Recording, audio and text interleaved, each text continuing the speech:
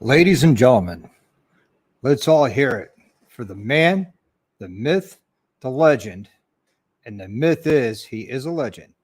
Let's all welcome to the stage Dr. Harley. Hey, what's up, everybody? Little different thing going on today. As you can see, I'm in the OR, but I got different lighting going on. Let me know what you think of it. I'm kind of excited to put this out here and try this different lighting and different mood setting and really get things going. Let me know, would you rather see the bikes behind me? Because I could turn on the overhead lights. It's not a big deal. But before we get started, let's thank our sponsors. Let's thank Yankee Harley Davidson, Cape Cod Harley Davidson, and the Heyman Law Firm. Because when you go down, they pick you up. All right, everybody. I need to say hello to everybody in the side chat. Slim Jim, how you doing? Mel Chop, how you doing? Evil Rick, 701 Traveler, Wilkie, hello. Let's see. Ray's Motor Life is here. Hello, Ray. Robert Bacuccio's here. Thaniel's here. Hello. How are you guys doing? Thaniel, PA Biker 65, Flipping the Blue Mule is here. Hello. Let's see. I think that's just about everybody. Not Pancho Villa. Hello, everybody. Hey, it's an open mic night. Let's have a good time. I've put the link in some private messages. Hopefully people are joining us. If they don't, it's no big deal because we'll still have a good show, have a good time. And, you know, what's going on, you know? So we're going to highlight some stuff here. Hey, guys, I don't know if you guys heard or seen anything yet, but we added a new Harley Davidson to our stable today. With the new hog was picked up. That's right. We got a new hog in our house. It is for the wife. It's called the Serial 1 electric assisted bicycle. It's actually pretty cool. I took it for a quick ride today. And let me tell you, man, that thing could boogie woogie. You can get going about 35, 40 miles an hour on that without exerting any sort of energy. It's awesome. I had a great time with it. Hopefully you guys will see it. I'm going to be doing a video of it. I know it's a bicycle, but you know what? It's still a Harley Davidson, and my show is all about everything Harley. Harley Davidson came out with them a few years. I took one for a ride. I did a ride review on it. I believe it was last summer. And hey, DeWitt, how you doing? And Frogzilla, how you doing, buddy? And I enjoyed it. And they were actually came on sale. And I got it at a discounted price because they were on sale at the dealership. And the wife really liked it. And so we decided to bite the bullet and buy it. And we bought it on Saturday. And we picked it up and brought it home today. And here it is. And, you know, watch for that video coming out here in the near future. So let's see what happens with that. You know, hopefully it'll be a good addition. I believe it will be. You guys like the lights over here? Look at that, huh? Getting kind of fancy schmancy in here. You know, some octagon mood light. Hey, face bullets in the house. What's happening, Dallas? You know, so I'm trying some different things, see how it goes. You guys like this, or do you want to see the lights on? Let me know what you want, because again, I've always said it from the beginning. This is our channel. You guys are actually my boss. You tell me what you want to see, and I do my best to make it happen. Hey, DDK's in the house. Good evening, DDK. Hope you're doing well. You know, my brother Ray is in the house. Hello, Ray. Rob, Shadow. Hey, Shadow is here, guys, from the unaffiliated channel, man. If you haven't checked them out, I always put it out every week. Check them out. I was on their show tonight. A bunch of funny guys just talking and BSing and cutting it up. It's a lot of fun. I enjoy their show. I break some stones in there as well on the side chat. So, you know, it's just a lot of fun. Just a bunch of guys hanging out, having a good time. So check it out. Shadow, you know, tell me what's up. Hey, Road Reality is here. What's going on? How you doing? Yeah, thank you very much, Road Reality. I appreciate it. Everybody smash that like button. That would be kind of cool. I really appreciate it. Hey, so it is an open mic night. Is there anything anybody wants to talk about tonight, or bring up? Let me know. I'm going to put the link right here in the side chat. So if you want to come on, there it is. So, hey, man, no problem. I shout out the good channels, just like Slim Jim's got a good channel. DDK's got a good channel. Ray's Motor Life's got a good channel. Face Mullet's got a good channel. Everybody's got a good channel. But I'm really close to you guys because you have your live before mine. And I go right from your live and get things set up and then start my live. It's kind of fun. Personally find Dan really fun. Yeah, he is. Dan is a funny guy, Yep. And yeah, so I think Dallas is happily married too. So Road Rally says does not have good. Yeah, actually you do, bro. You really do. You do some good videos about editing and everything like that. I enjoy those videos. So here we are. Got some beverages. It's Wednesday night. Let's have some fun. Let's have some shenanigans. Let's talk about motorcycles. Has everybody seen the new CVOs in person yet? Fishing for complaints, compliments. Yeah, works every time. Yeah, hey, I'm fishing for a buzz tonight, so why not? Let's see. He goes, how do you find out who do you have for subs? Well, that you'd have to go into the analytics, and in there, if they're marked as private, you won't see them there as a sub. Hey guys, we have the one and only, the Moto Noggin. Let's talk to him about the Sportster S, about the build coming up. So yeah, man, you got an exciting build coming up here soon. I think that's awesome. Have you decided on what bike you're going to go with? You were talking about it a little bit last night. Yeah, I actually found a 2003 today.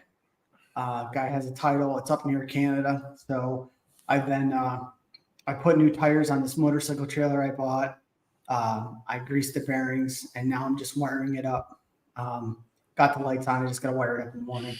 But yeah, man, it's a 2003 1200. It's in really nice shape. I think it's going to be a great build. Yeah. Well, I'm gonna warn you about going for. What's going on? Hey, Wilkie, going to a fuel injected bike. Okay, it'll be a lot easier to tune and run and have it reliable. But if you're going to change the gas tank, you have the fuel pump issue you got to worry about. Right. Yeah. So 2003, that's still carbureted, right? It's a funny year. It could be carbureted. It could be fuel injected. Okay. But so you have to look at that, and carbureted is the way to go when you're talking about doing a custom chopper. Yeah. I don't know what it has on it, but I got a hell of a deal on it. So. Oh, excellent! Congratulations. Would it pay you to take it away? No, but I got it for what I was looking at 70s and 80s for, so. Nice. Oh yeah. So for under $1,000, you're in good shape, huh? Yeah. Nice. Yeah. Nice. So where are you, Wilkie, right now? PA. You're in PA. Yeah. Anywhere near Carlisle? Probably a couple hours. I'm over near Pittsburgh. Oh, yeah. You're at the western end of the state. Yeah, I'm about an hour or so southeast of Pittsburgh. Okay. Yep. I've been out to just west of Pittsburgh. There's a racetrack out there called the Beaver Run Motor Speedway, and I was out there doing some testing and tuning back in my racing days. Yep. And we are all graced with the great DDK. What's going on, gentlemen? How you doing? Hey, What's what's up, happening, man? Dan? How do you guys like the lighting I got going on in here tonight? It looks pretty good. It's very romantic. You know, Noggin, I'm a happily married man. I know you ride a Sportster, but you know, I'm just I don't saying. swing I that don't know what you're going to do in there after you end this thing, but hey, good for you. You know. I'm gonna go hang out with the wife. That's what I'm gonna do. Everything's still good with the truck, Wilkie? Oh yeah, yeah. She's back to normal. Yeah. Just apparently she didn't like the mountains on 64 coming up. Nope.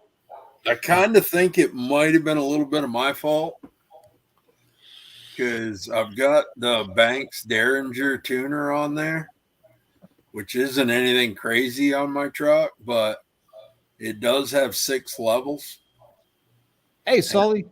I kind of forgot I was running on 6 for a while. Then I hooked onto my 15,000 pound trailer and decided to tow it up a mountain. You shouldn't be using the S10 for that. Yeah, I'm not. Trust me. I think the S10 is more like the spare tire, right? I've never owned an S10 in my life. Oh, I did. I bought it brand new right out of high school when you have no money. I think the truck was like $8,000. And it you know, back then it was an 88. AM radio was an option, so was the rear bumper. And I couldn't afford the AM FM radio, so I ended up with AM radio. And I got the rear bumper, and power brakes was also an option I went with. No. But that truck took me everywhere. Man, when I got rid of that truck, I had over 300,000 miles on it. Oh yeah. Oh, I drove one. I had a rental truck there for a little bit back. About 2000, somewhere like that. It was the ZR2 extended cab. Yep. With the 4.3 in it. Nice. I tell you, I thought hard about at that point in time. I thought hard about buying one of those. That was a snappy little truck. Yeah. Yeah, that 4.3 engine, man, that's the same thing as the 350, just with 2 cylinders cut off. Oh, that was a monster in that size truck. Yep. You know, I got what I could afford when I graduated high school, and that was it, man.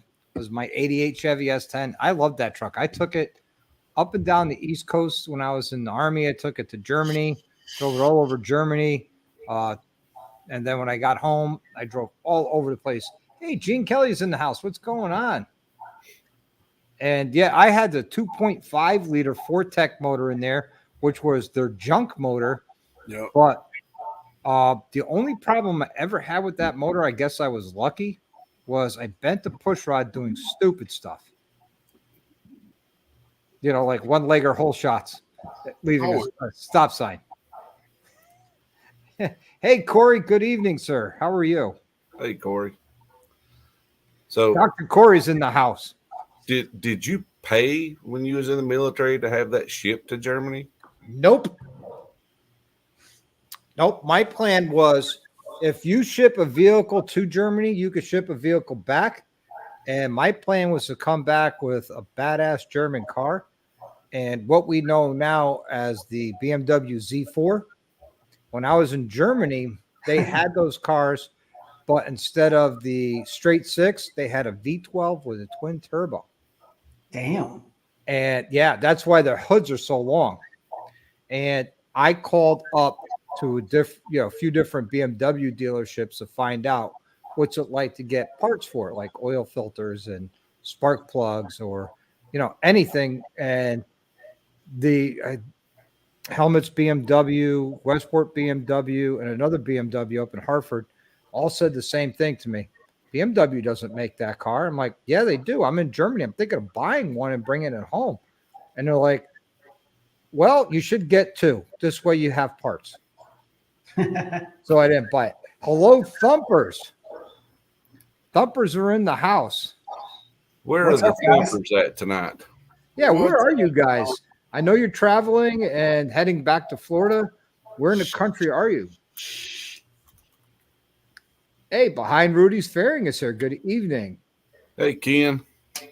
Will a bigger sprocket make a difference on my 883 on the highway? Yes, a bigger rear. We talking the rear sprocket or the front sprocket? Because it will make a difference where you put it. If you put it on the front, you'll get more torque off the line and you'll have higher RPMs. If you put the bigger sprocket on the rear, then you will have less torque off the line and lower RPMs on the highway. Chasing Ghost, hello, how are you? What's up? Yeah. So thumpers are not letting us know where they are. They probably don't even know where they are. Come on, this is thumpers. They always know where they are. The land of confusion. Yeah, I mean, my guess is Mr. Thumper said we got to go left. She said we got to go right, and now they're just kind of going back and forth about it. Hello, New York Harley rider. Welcome. Well, they keep saying chaos, but I just call it a shit show. So, Yeah. I don't think they know where they're going until they're actually going. Well, they said they were in Tennessee. Where are they at in Tennessee? I don't know, but Ray says wherever the rain is, that's where they are. That's where they're at. Yeah. Yep. It's just following them. It's a secret where they are. I'd say that's true for the thumpers and for 2-Up journey junkies as well. It seems like every time they go out, it gets rain. Yeah. So tell us about this chopper, man. You're picking up. It's a 003, you said, Sportster? Yeah. Yep. 883 or 1200? Yep. It's a 1200. I don't know if you guys can That's awesome. Okay. see it. Oh, that's a picture of the other bike, but there it's behind looks like some kind of lowrider. Hold on. Let me go to the main one though. Hold on. If you bring it up on your computer, Noggin, you can share it. Yeah. Okay. So yeah, 2003 runs great. Just put a brand new front tire on it. Says it doesn't need anything. Yeah, I mean, I could ride it right now. So, we'll see. We'll see. So what's your plan? So what's your plan for it? The plan is to hardtail it, which I kind of went back and forth on. But it's like if I'm going to build a chopper, I might as well just build a damn chopper. So I'm going to do the hardtail. Really not do much with the engine. It's a good running engine. It doesn't need a lot. You're just going to leave that be. Yeah. Just basically, hardtail it, paint the frame, figure out what color I want to go with, get the tins painted if they're in good shape. If not, then I'll do I'll get like a different tank. Something and, basically just figure out what color I want to go with, put it on, and then, what seat, and then, basically have it ready for Daytona. I mean, you said it was an 03? Yeah. Does that have ECU? I don't know. I think it, I think it's carbureted. It is carbureted. Yeah. I think it's carbureted. So I don't think it does. No, it wouldn't if it's got a carburetor.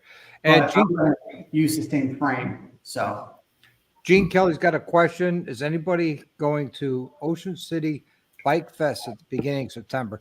I will not be there this year. I'm going to be up at Catskill Mountain Thunder. I think the thumpers are going to be there.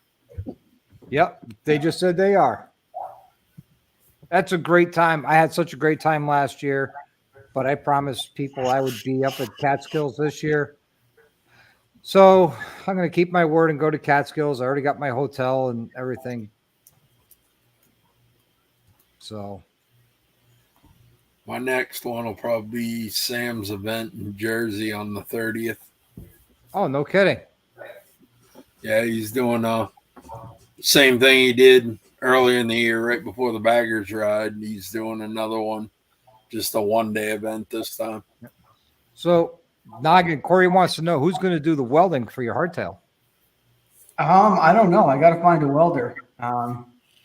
I was actually thinking about contacting Corey because I know he's a welder. So definitely not me, but We hope. yeah, pretty much because I guess when you cut it and then you put the hardtail on it, you put the engine on it to kind of square it all up. You put the engine in, you bolt it down. That way you square it all up, and then you weld. Then you take the engine back out, and grind down the welds and make it look nice, and then you can Well, paint it. I'm going to give you a hint, Noggin. Blockhead actually has a video of them doing a weld on hardtail. Oh yeah, Yes, we've watched that Yep. a few times. A lot. Yeah. And then measure 17 times before you even think about cutting. Yep, and have a jig too set up so you know it's square. Yeah, it's pretty critical. Yeah. When it comes to the frame there. Yeah, I'm gonna make sure that I take my time on that part, and hopefully I'll be able to get some help with it and with the welding, and because like Corey said, you need a frame jig to do it right, which I don't have one of those. Well, you can make one. You just have to be precise when you make it. And if you guys are going to be in Ocean City, I recommend going to the Bearded Clam Bar. It's awesome. Yep, there's an actual bar in Ocean City called the Bearded Clam. Nice. My wife and I went last year, and we got T-shirts that say the Bearded Clam. No muff, too tough. We dive at 5. Love it. So, and I wear that shirt proudly. So cool. Cool. I'm glad you're moving forward on your chopper project. Mine has been stalled and delayed. I'm hoping in the near future there'll be some forward traction with it. Yeah. Yeah, I mean, it was a hard decision, because there was a lot of 1970s ironheads out there. But they're all AMF, and you just don't hear good things about them. And so then I was looking in the 80s, and the 80s were prices were higher, obviously. Yep. And then I sent this guy an offer, and he's like, "Yeah, come get it." I'm like, "Holy shit!" Slim Jim says they make a bolt-on hardtail. Yeah, who makes that? You can get a kit. Yeah. Yeah. Yeah. Because I'm thinking if I don't have a roller and an engine and a trans by the time I get back from Daytona, I'm just going to bite the bullet and buy something like Noggin has and start chopping it up that way. And then I can say, hey, look, this is what I need. This is what I have. This is where we are, have it all mocked up with everything that I have. And then see if I could get a front end for it, some handlebars, some wheels and tires, hand controls and foot controls. Still trying to get everything donated. Worst case scenario, I can have Homes to the Brave issue me a W-9 for the donation of that bike. And then I can write that off myself. So we'll see. Yeah, I know you also can just buy whole frames, and there's a bunch of different manufacturers. Yeah. Yes. Well, when you look at buying a full frame, a reproduction motor, transmissions, and primaries, you're looking at over 12 grand. Well, let me know if you decide to go that route, Doc, because I've seen a lot of stuff back in my area that is fairly reasonably priced. Yeah, you sent me a few, and right now I got about $400 cash that's been donated to this build. So right now that is my budget, which isn't much right now. Right. I do have a gas tank. I do have grips and wires and headlights. And so, we're going from there. And Yeah, You're looking we for were going to skinny, start. right? yeah, Yeah, you're okay. 'Cause I know a few of them that I think some of the ones I sent you were fat tire choppers, yep, fat tire hardtail frames and stuff. But yep. I'm looking for skinny, 1960 style, like a 120 uh, size back tire Mm. on a 16-inch rim. Tall sidewall.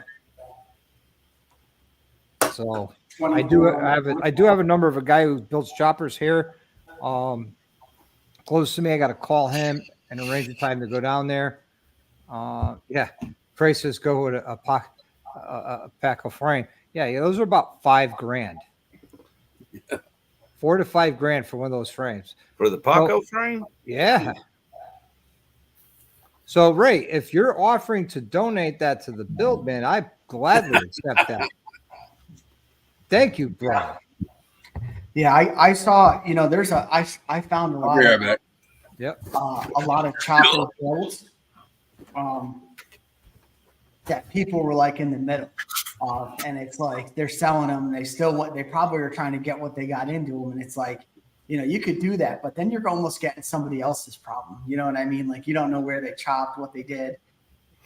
So I wanted to start from something fresh. So at least I kind of knew where it's at. Yep. So I'm looking forward to watching your build series. I'm looking forward to doing my build series. I'm going to be doing some of my build series pre-recorded. I'm going to do some of it live. And hopefully it'll be better than my last live I did with exhaust. And, just going from there. I already got my powder coater lined up. I have a painter lined up. And I'm not sure if I'm probably going to get the frame painted to match the tins when I do mine. So I'm going to have to build it all up, mock everything up, strip it all down, and then take the frame, take the tins, and everything else I want to get painted. I got to try and find a place to ship things out for chrome plating for stuff I want chrome and get that plated or replated, and so hopefully that all works out. So I'm looking, I pulled up on here, what year did Harley switch to fuel injection? They're saying 2007. Okay. But I don't know. I mean, I'm just on Google, so I don't know how, but it says fuel injection replaced the carbs on both Sportster models and featured, whatever. Yeah, I'm with you, Chasing Ghost, on that. I was so happy when I found out that, some of my videos started generating income. But the funny thing is, when you generate income like that, you have to meet the minimum threshold for YouTube to pay out, which is $100. So, great. Thank you for the messages. I'll have to look at these later. He sent me some frame stuff, so my Rumble channel is generating money. Is actually, and I'm happy to make my 20 cents on it. There you go. Hey, XAN's in the house. Hello, XAN. How you doing, buddy? What's up? Yeah, I'm looking forward to watching that build. DDK, what do you got planned in the future, man? I know you just finished that badass Advan Black two-tone kit on your bike. Yeah, that's probably going to be it for this year. Yep. Yeah, but any future plans? That blew the budget for this year. And next year, probably. No, next year I'm most definitely going to do front and rear suspension next year.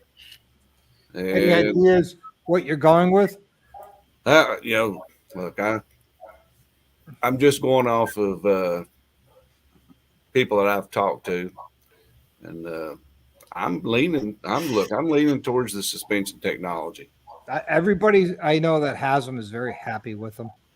I'm actually going to be doing a set of those for my buddy Mike Jerowitz on his 2023 Rogue Glide ST. And so he's going to be, we're going to be putting those on his and probably his wife's Rogue Glide as well. She's got a 2023 Rogue Glide standard. So we'll probably be putting them on both of theirs. And I'm definitely waiting on the soft tail suspension from them to come out, and I'll put them on that, unless another option an opportunity comes up where I've already started talking to another suspension company, and they're in the planning and engineering stage. And I asked them if they had any test subjects to give them feedback.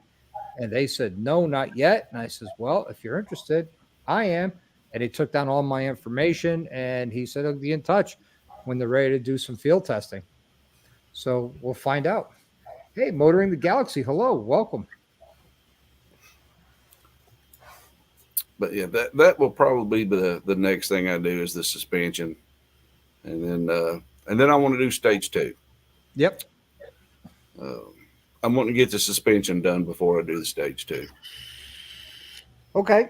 Well, when you're ready to do your stage 2, you and I will talk offline, and we'll talk about different things such as, when you want the power to come on, when you don't want it to come on, where do you ride, and I'll do all the math, all the mathematics for you, and I'll give you 2 or 3 options for cams, and I'll tell you which one I think would be the best for you and the reasons why.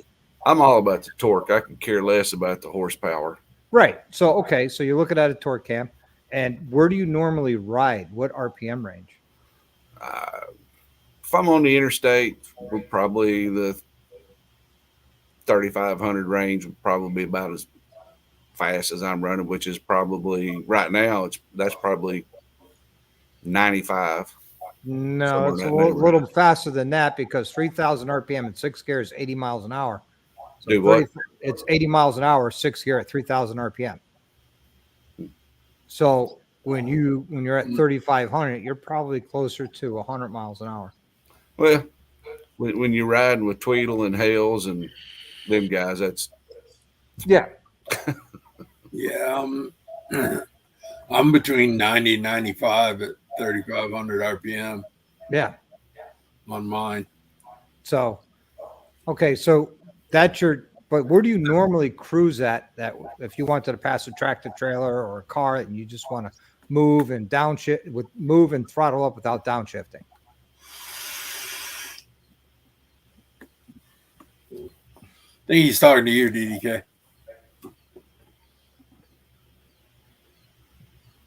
Dan?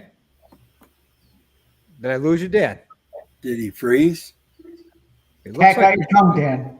I think he might have froze. Or his batteries and his hearing aids went dead. Yeah, but he doesn't go that long without moving. There he goes. Oh, spinning wheel of death. And just like that. Yep. So my recommendation to you, Noggin, is leave the motor alone. You know what I mean? Yeah. Yeah, no, I'm going to look at it and just, make sure, as long as it's not, leaking any oil, as long as there's no glaring issues, it runs good. I'm just going to leave it right alone. Kind of set it aside when I strip it and how many miles are on it? I think it has, I want to say 12,000, like 12,500. That ain't nothing bad, but might not hurt just to freshen it up with new seals, stuff like that. But yeah, I wouldn't worry too much about adding horsepower or anything like that. Do an Not exhaust, do a stage 1 basically. Do an exhaust, do an air intake, and get the carb jetted. And yeah, it has an air intake on it too already. All right. So if you do open pipes, you could weld in a bung where you can install like lawnmower spark plugs. Yeah. And run them off a micro switch, and you can actually shoot flames out your tailpipe. Flames. Yeah. Just saying. Right. Not saying that I've thought about that for my chopper build. Yeah, no, I'm not looking at it. You want to be careful where you touch that switch off. Yep. That micro switch goes on at it engages at like half throttle or quarter throttle. I think I'd want control of it.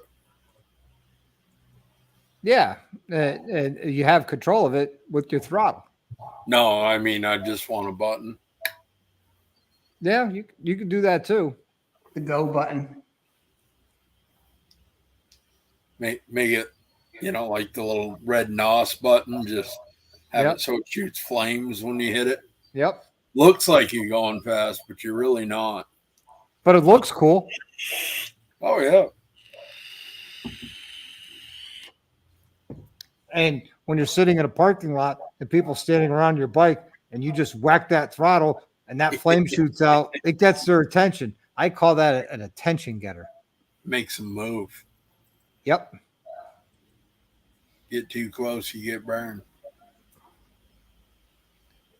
No worries, Dan. I don't know what happened with your connection, but we'll talk more about your stage 2 when you're ready if you want. Yeah, Slim just says cool at night. Absolutely it is. Oh, I'm loving it, man. Especially if you run a separate tank instead of running the bike rich, you run a separate tank that runs like ethanol or, maybe what was that?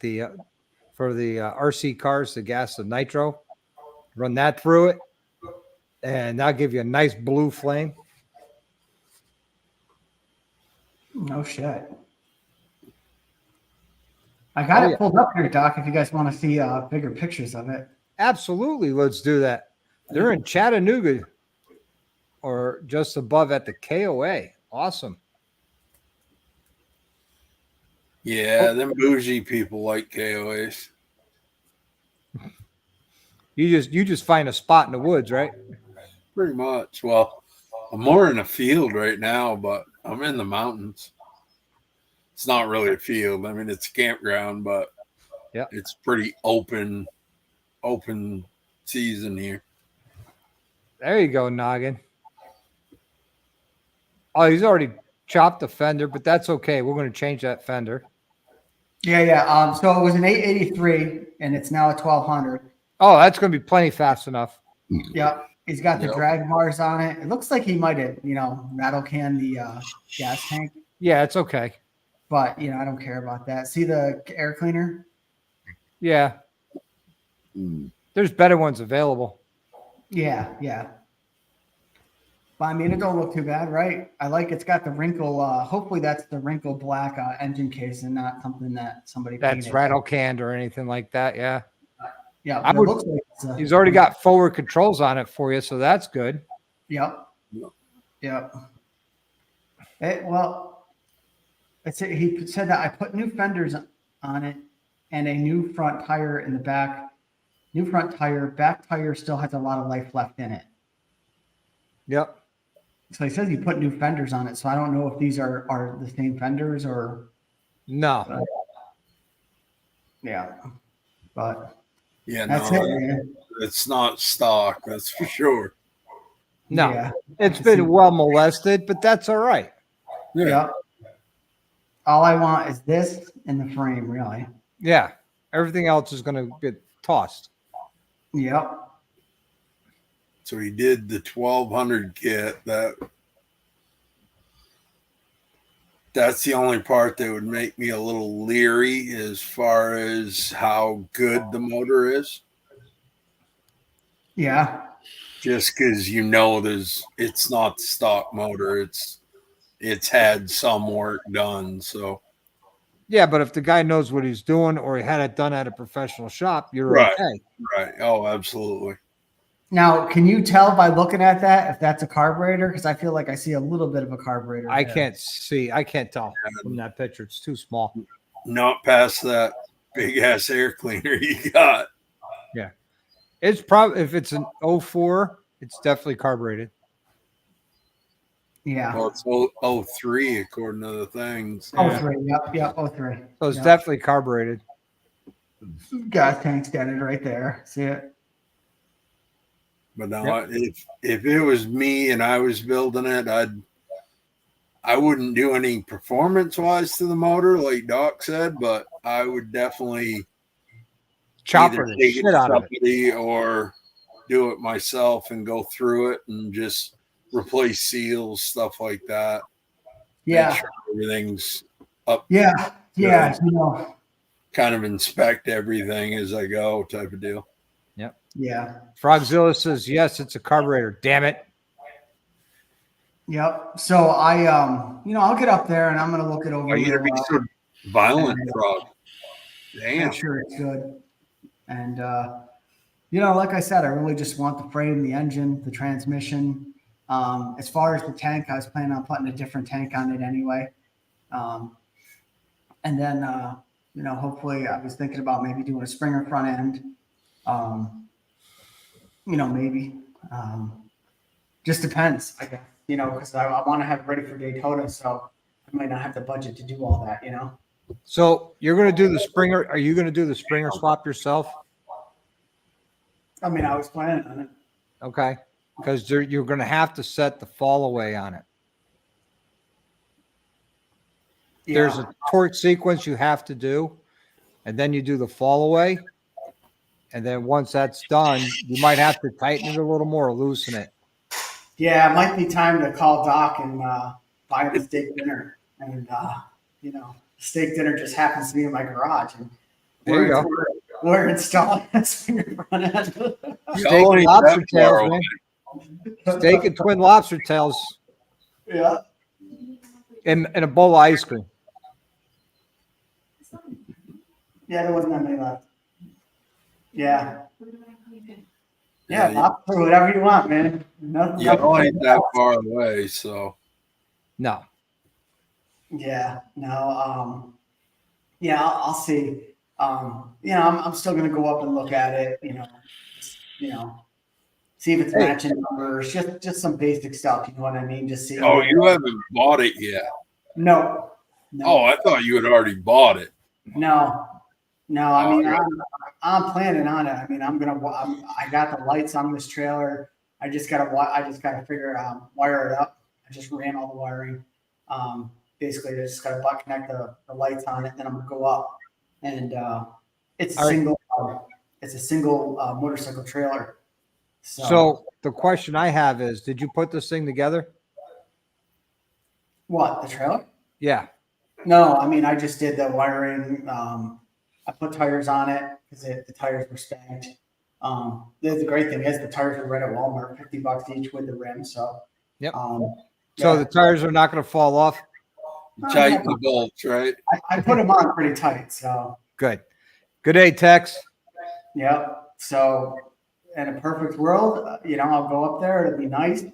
It'll be what it says it is. Numbers matching, and he'll have a title, and we'll go from there. If for some reason I just don't like something about it, I just don't feel it, then maybe I won't. But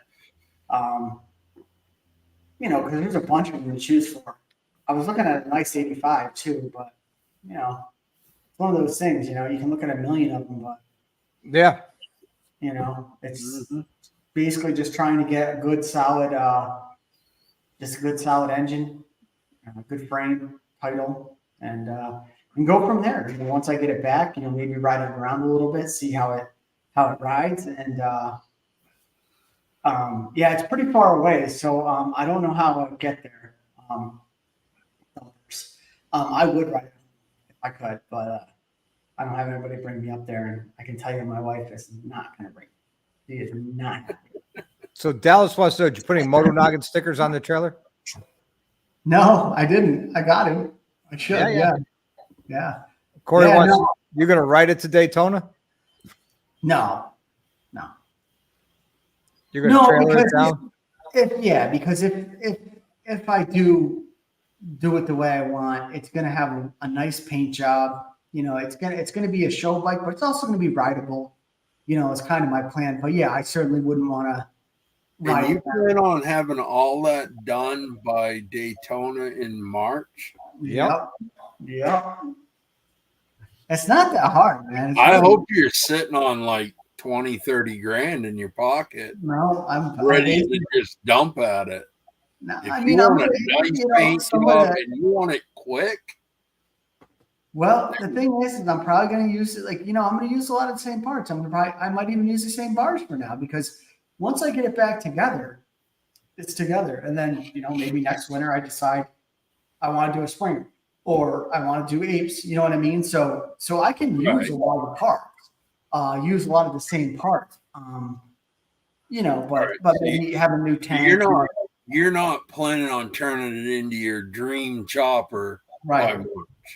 Right. Maybe not by Daytona, but have it running, have it together. That makes a little more sense, because you could do it. I'm not saying you couldn't, but no, I don't. You're talking dumping a lot of money into it. Deep pockets. I might, it might be one of these things where, I paint the frame myself, build it over time. Yeah. It's, there's lots of videos on how to do it. And, like I said, you don't learn these things unless you do them. Will it be the best paint job you ever saw? Maybe not. Maybe it is, I don't know. It's Noggin, there's that guy I was talking about, going to his house and picking through his spare parts. Yep. He rattle cans all his choppers. Yeah. And I could tell you without hesitation, their paint jobs are phenomenal. He just does really good prep work, rattle cans them, wet sands them, rattle cans them, wet sands them. Art to it. Yes. That's the thing. He does the frame. He does the tins. Anybody can paint anything, but painting good is a whole nother story. Right. And, I have a friend who owns a body shop, and he's really good. This guy's amazing. Maybe I could work something out with him, but he's always just so busy. You know what I mean? Like, doesn't have time for anything. So I don't know. We'll figure it out. If you can do it at your garage and you do all the prep work and just say, hey, tell me what you need me to do, I'll do it. And then you just come spray it out. Yeah. If he doesn't have to worry about all the other shit, then he might be able to spray it out real quick for you. Yep. Yeah. I know you can, I know you can buy paint guns and shit. And here's the other option, Noggin. If you're really interested into doing it, a real cool effect I've seen people do is use that spray on bed liner on their tins, and that actually looks pretty cool. Also, I've seen people powder coat their tins, their tanks and fenders and things like that. And at powder coat, you could get, the whole color wheel. Yeah. I don't think I'd want to powder coat it. I think I'd want it to be a nice, shiny, Powder coat shiny. Can be. Okay. Well, what's the difference between powder coat and regular paint? Well, a powder coat is electrically heated and then double baked. It's baked on, and then it's baked again to cure it. And it's will not chip. It'll scratch, but it will not chip too easily. It's a little more durable. A lot more durable. So how much do you think? Well, I'm just saying your guy, maybe not, your prices, but let's say I gave him the front fender, back fender, and the frame and the gas tank, gave him the tins and the frame and said, powder coat this for me. What do you think I'm looking at? Roughly. $500 to $1,000, maybe. Yeah. I was thinking $1,000. So because he's going to sandblast everything down to get it nice and clean. Yep. There will be no fingerprints on it, because once you get fingerprints on it, the oils will make the powder coat fisheye. And everything I brought him wheels, I brought him tins, I brought him engine parts, and not one part has come fisheye or has dust in it or anything. Yeah, I've never thought of powder coat. Will it be glossy, or will it have like the powder coat texture? All depends on how they do it. And depending on which powder coat you get. For instance, when I did the green, that was a 2-stage powder coat, then the clear coat. So it's 3-stage. The gold was a 3-stage as well. There was the gold, the metal flake, and then the clear coat on the powder coating on the green and the gold that I just did. On the purple bike, that was a 2-stage. And then the bike I did the blue for the retired New York cop, that was a single stage. So you can do metal flake and powder coat? Absolutely. It's Really? a fine metal flake.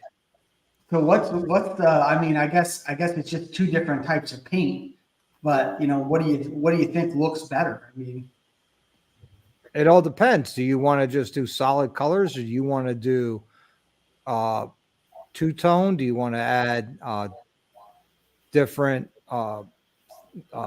types of artwork into it? You know, like if you wanted to do something like Monkey did with all the stripes and all of that. yeah, I'm thinking just do a solid color, man. You know, there's something about, you know, just being super, just basic, and then maybe find like a nice decal that I like a Harley decal from like the 60s or something different, you know, that'll look good. Put that on the tank and call it a day. Mm. Yeah. I would powder coat it if I was you. Yeah, I mean that's great advice. That's why I'm glad It's I a have. lot more durable. It'll, you know, it could scratch, but you know, it's not going to chip as easy as paint. Yeah, well, if you think it'll look good, I mean, I'll start researching it. Maybe I see something I like, but you know, Blockhead's doing he's doing his giveaway bike which is the what is that? The Delphine Blue, Yeah. and it's a 1 year only color. And Wheels Through Time gave away I think it was like a 46 panhead, and I entered that. I like that color, and I like. I enter all their bike giveaways. I never win, rat bastards. Yeah, me neither.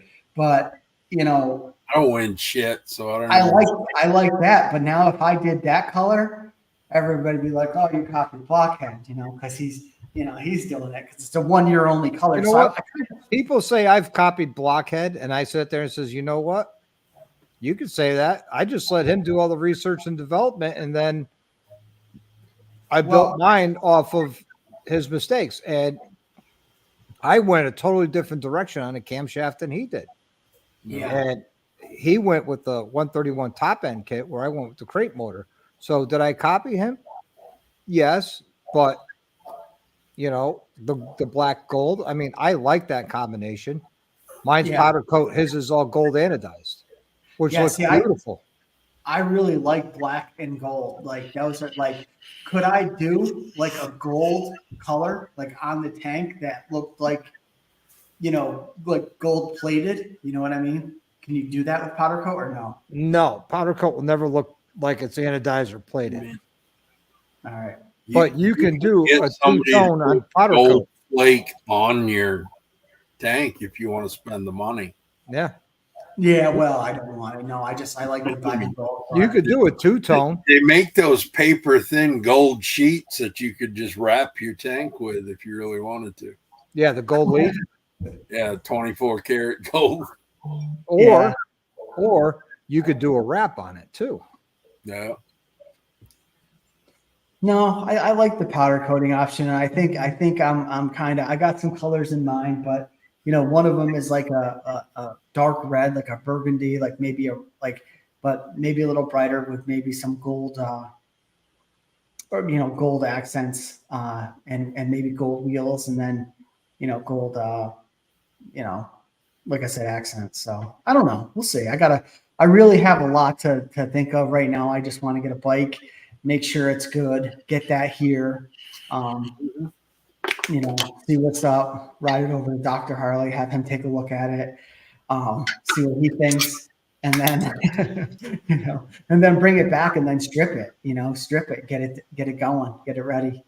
Yeah. And I've never done anything like that. So it's going to be, I can do it. You know, it's not taking it apart. It's getting it back together. Yeah. But it's going to be fun. It's going to be fun. And yeah, you know, we'll see. The chats have not really refreshed here. Yeah, I don't know. I didn't know if maybe because I was talking, like people just got like uninterested. No, because when I look here, there's Mine are still good. a lot of chats going on. Like Gremlin popped in. Hey, Gremlin. Um, you know, everybody says like candy apple would be good. Yeah. You know, for Yeah, some like a reason, nice candy apple. Maybe instead of a black seat, maybe do like a nice brown leather, something, yeah, a little different, kind of. You can make it different by being subtle though too, and not going all out with, there's some people, man. You see those ones where like the engine, everything's all freaking etched and there's designs like all over the whole freaking bike. yeah. Like I don't know Those who the hell had the Those time to do bikes that that. are etched, those are the bikes you do not want to ride too much because you're going to etch them after it's plated, or before it's or before it's plated, then get them plated. But those are sharp corners that Yeah. gold plating or the chrome plating is going to flake off over time. Those look cool, but yeah, no. Usually, you'll see that on polished aluminum parts. This way, you're not having the gold plating flake off, but then you're always polishing that aluminum. I like it. Candy apple red. I like that. Yeah. Noggin, I think Corey sent you something on Instagram. He's saying to check Instagram for what powder coating can look like. Yeah. I mean, there's a lot you can do with powder coating. Yeah. Oh, damn, dude. Yeah, he just sent me a rim, dude. That looks good. Yeah. Yeah, like that's shiny. Here, let me I'll share my screen if you guys want to see it too. Absolutely.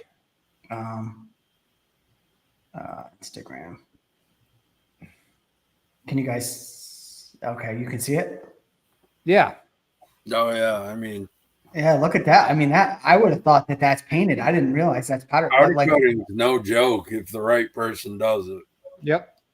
If you give me a minute, I'll yeah. bring up my wheel on Spaceball. Yeah, I like that red color right there. That's nice. Maybe a little bit more candy apple. I mean, even in that picture, you can see the shine of it, the light reflecting and all that. So yeah, that looks good. I mean, hey, that would be awesome, dude. Let's say I could get it, because I think the tank and the tins will probably like if this guy put brand new fenders on and these fenders are really nice, then I'll use those. But if not, I'll probably just get the fenders and the tank from a trapper company and just do like a Frisco style tank or something, So that's kind of the deal. But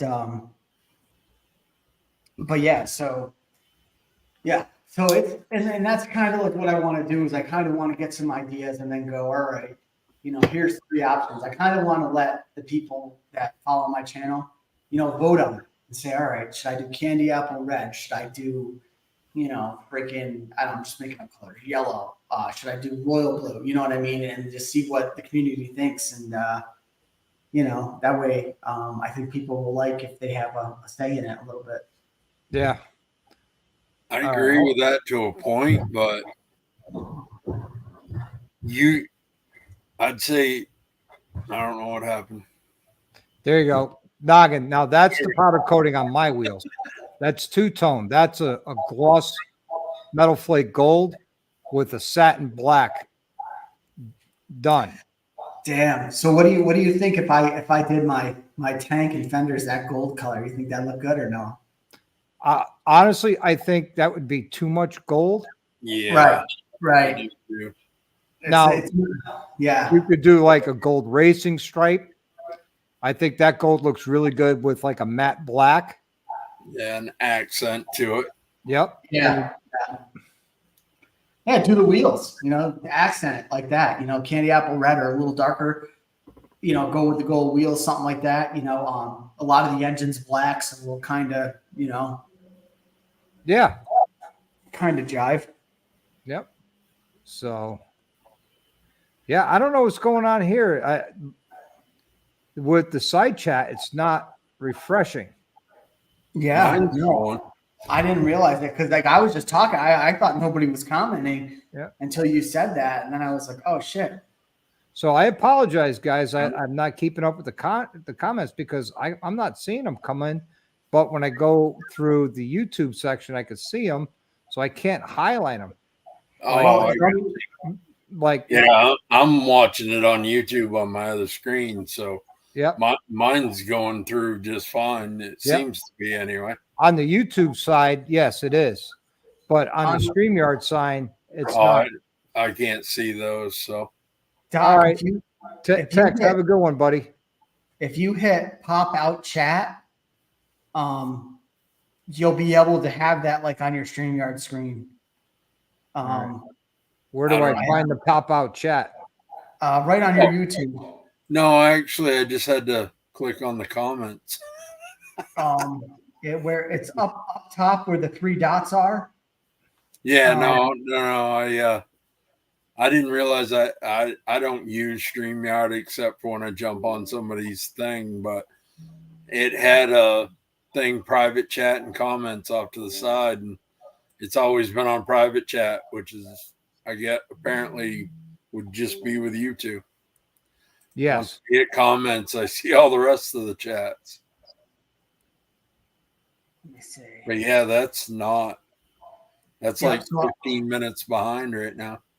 Yeah, so I just did the pop out chat, and then what I'm going to do is I'm just going to replace it where the live comments would be. I'm just going to kind of put it over there, and that way I can see what's. No, I can't even pop out the chat. If you go to YouTube, where the chat is, there's 3. Oh no, yeah, we're talking about 2 different things, Naga. Yeah. Oh. The chat on YouTube is up to date. YouTube. The chat for me on YouTube is up to date. Yeah. The chat and StreamYard is not updating. Yes, I know. So I said, if you want, you can pop out the chat from YouTube and do it that way. But yeah, but I can't highlight any of the comments. So I apologize to everybody if you don't see your comments highlighted. Yeah. Yeah. All right. I see what he's saying now. Yeah. Yeah. I didn't even realize I could see the chats on StreamYard until now. Yeah. Yeah, I can't. I'm gonna pull up I'm gonna have my phone right here though. That way I can see the chats and stuff. I feel bad because people were like giving me suggestions and stuff. And I apologize. Well, I've been trying to figure that out while we're talking. I've got another screen right beside me with them. Yeah. XAN says do a carbon fiber rack. Yeah. Yeah, at least have the mic. And you're getting expensive. Anything carbon fiber is stupidly expensive right now. Yeah, and I don't really get carbon fiber. I mean, like my helmet's carbon fiber, and like, yeah, it's cool, but like on a bike, like I don't know. It's lightweight. Yeah, I mean, I do get that, and it's stronger than fiberglass. If it's done right, it can be just as strong as the tins. And half the weight, or maybe not quite, but whatever it amounts to. It's a lot lighter than regular steel and just as strong. But is it to build a trike out of a Sportster? Unless you're going like, well, they performance power, shedding every pound you can type of deal, then right. It's not worth the money. No. And they do have a Frankentrike kit, which is all billet aluminum. That I've seen a couple of those, and they are badass. They really are. They're all the money. They're like 10 grand. Woo. But they are something awesome. You're putting, big ass car tires on the back and wheels and everything. It's pretty insane.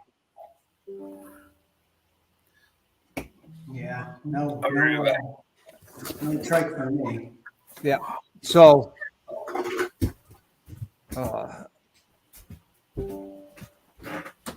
With rusty patina wrap. There you go. That's a good suggestion. I know what rusty is, but what's patina? Well, that's like a weathered look. Oh.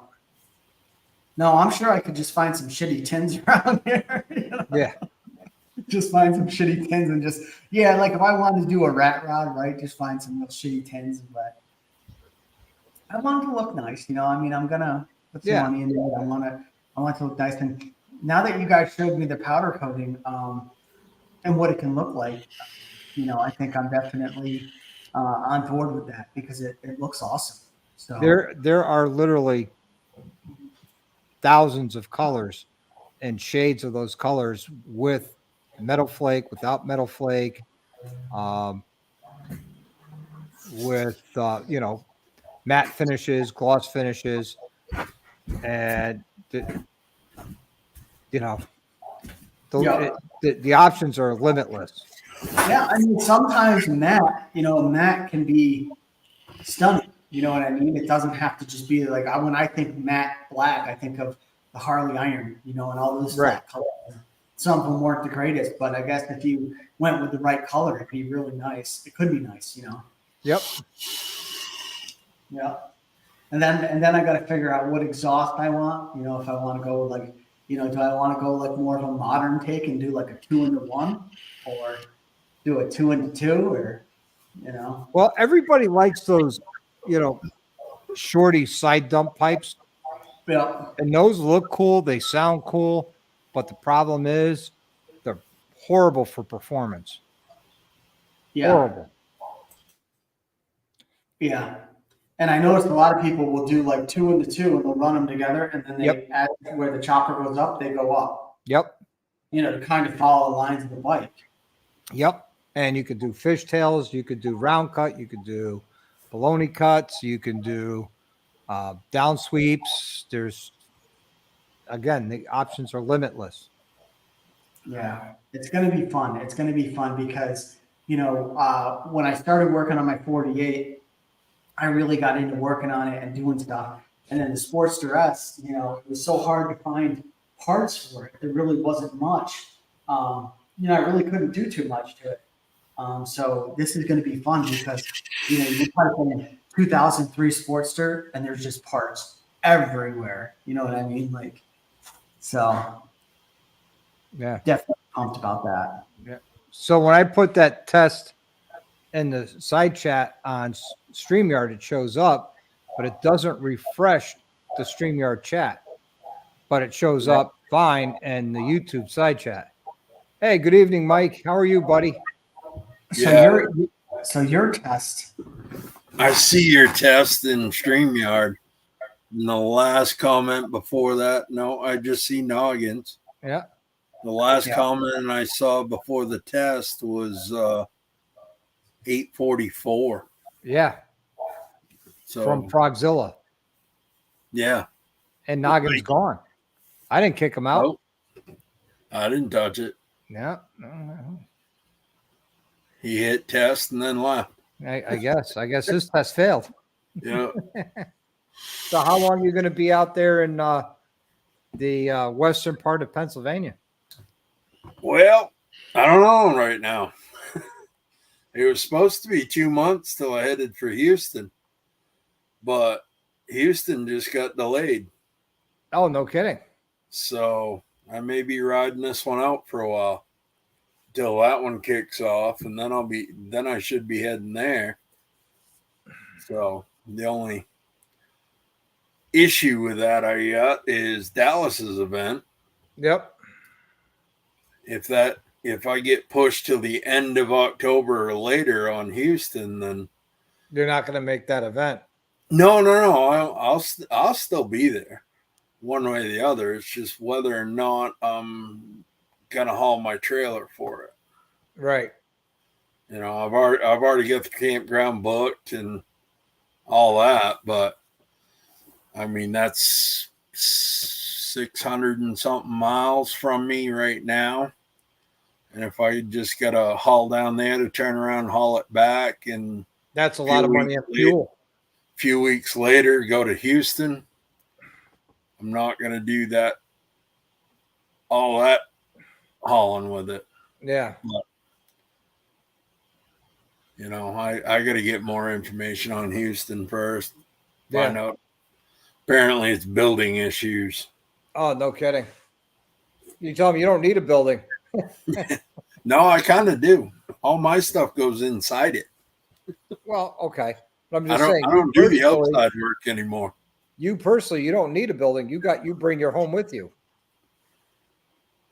No, I'm talking about actual work. Oh, okay.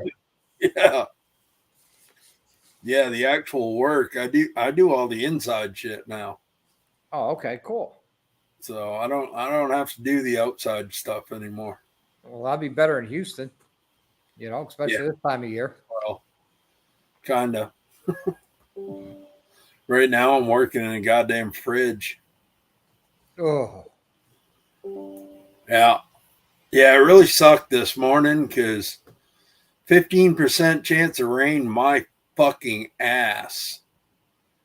I made it half a mile out of the campground. It started raining this morning. Yeah. Got caught off and on all the way to work, and it's only 15 miles, 20 something minutes. Yep. And yeah, I was soaked. My knees down were soaked. Oh. And working in a fridge, they don't dry out very quick. Yep. There you go, Noggin.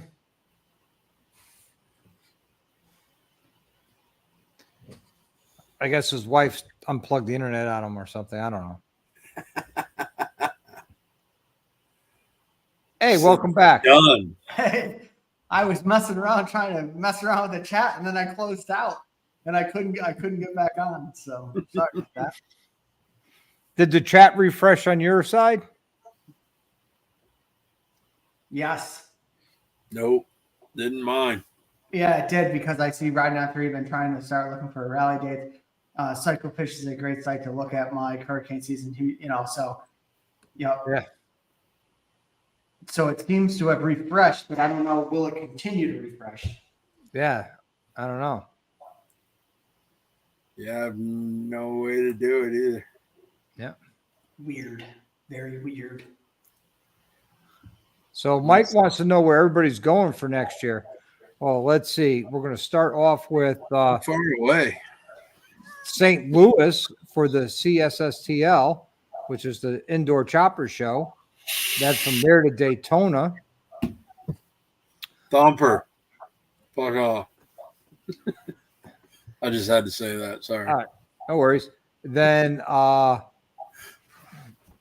we have the Loretta Lynn's event. I plan on going to that.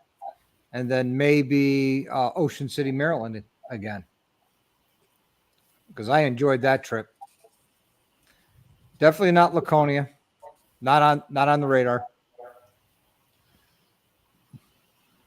Not even for like a turn and burn type of thing. Not for the rally. I'm gonna say, because you're close enough to just turn and burn there. I don't want to go there and get disappointed. You know? Why is it shit on me? Fuck you too, Corey. God damn it. I think I'm older than you. Oh, the wife wants to go back to Gettysburg, so we're going back to Gettysburg. Yeah. Everybody's shitting on me now for some reason. Because you're rookie. I guess. You're the rookie. I don't give a fuck. I got big shoulders. I can take it. Yeah. But I don't know if you caught it. I think it was last week. I was on Hell's Live, and we're talking about riding with people. Yeah, I see it. Yeah. I was driving at the time. Yeah, and I mentioned how you and we just synced up within a couple miles, and that was just loads of fun. Yeah, honestly, that was more you than me, because you told me to lead, so I was just riding the way I ride. Yeah, and I just rolled into it. So yeah, it usually takes a while to sync up like that, but we hit it right off the bat, and it was a lot of fun. Yep. I don't like traffic. Yep. Neither do I. Riding on threes might be able to make it to the fall barbecue rally, depending on overtime with work. I'll be back. Okay. What rally is that riding on threes? You're talking about bikes, booze, and barbecue? Yeah, that one. Okay. I think there's a few of them, though, isn't there? I think so. Because you got the one down in Eureka Springs. Yeah, I caught something the other day about Adam Sandoval was talking about one. Yep. And then he usually does something at the K River Campground. I don't think it was at his place, but it was somewhere in that area. Yep. Oh, okay. So, yeah, he was talking about the bikes, booze, and barbecues. Yep.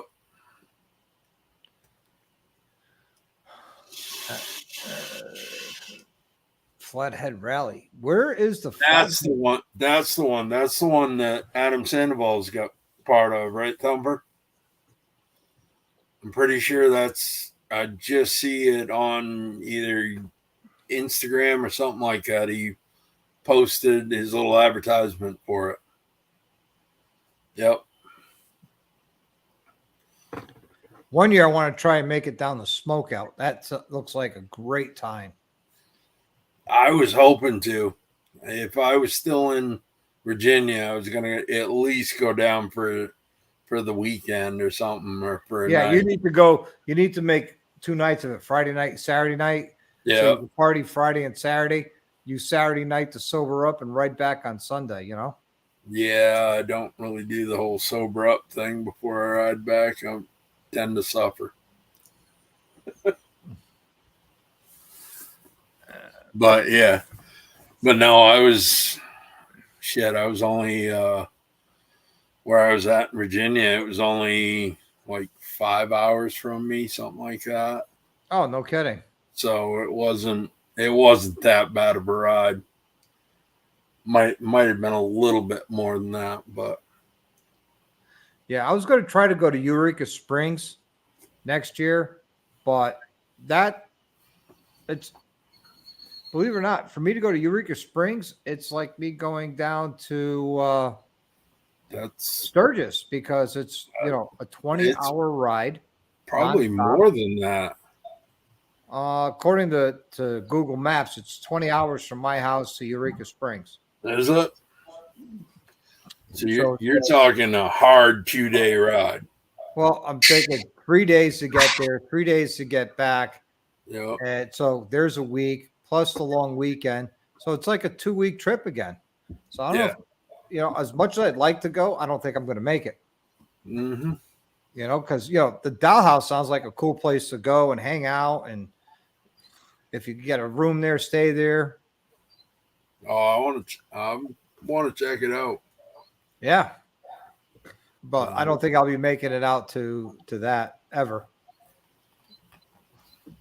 If I do go on a trip like that, will be Sturgis, or maybe when I retire from working, I could plan my route going down 66 on the way back to hit that. That might work then.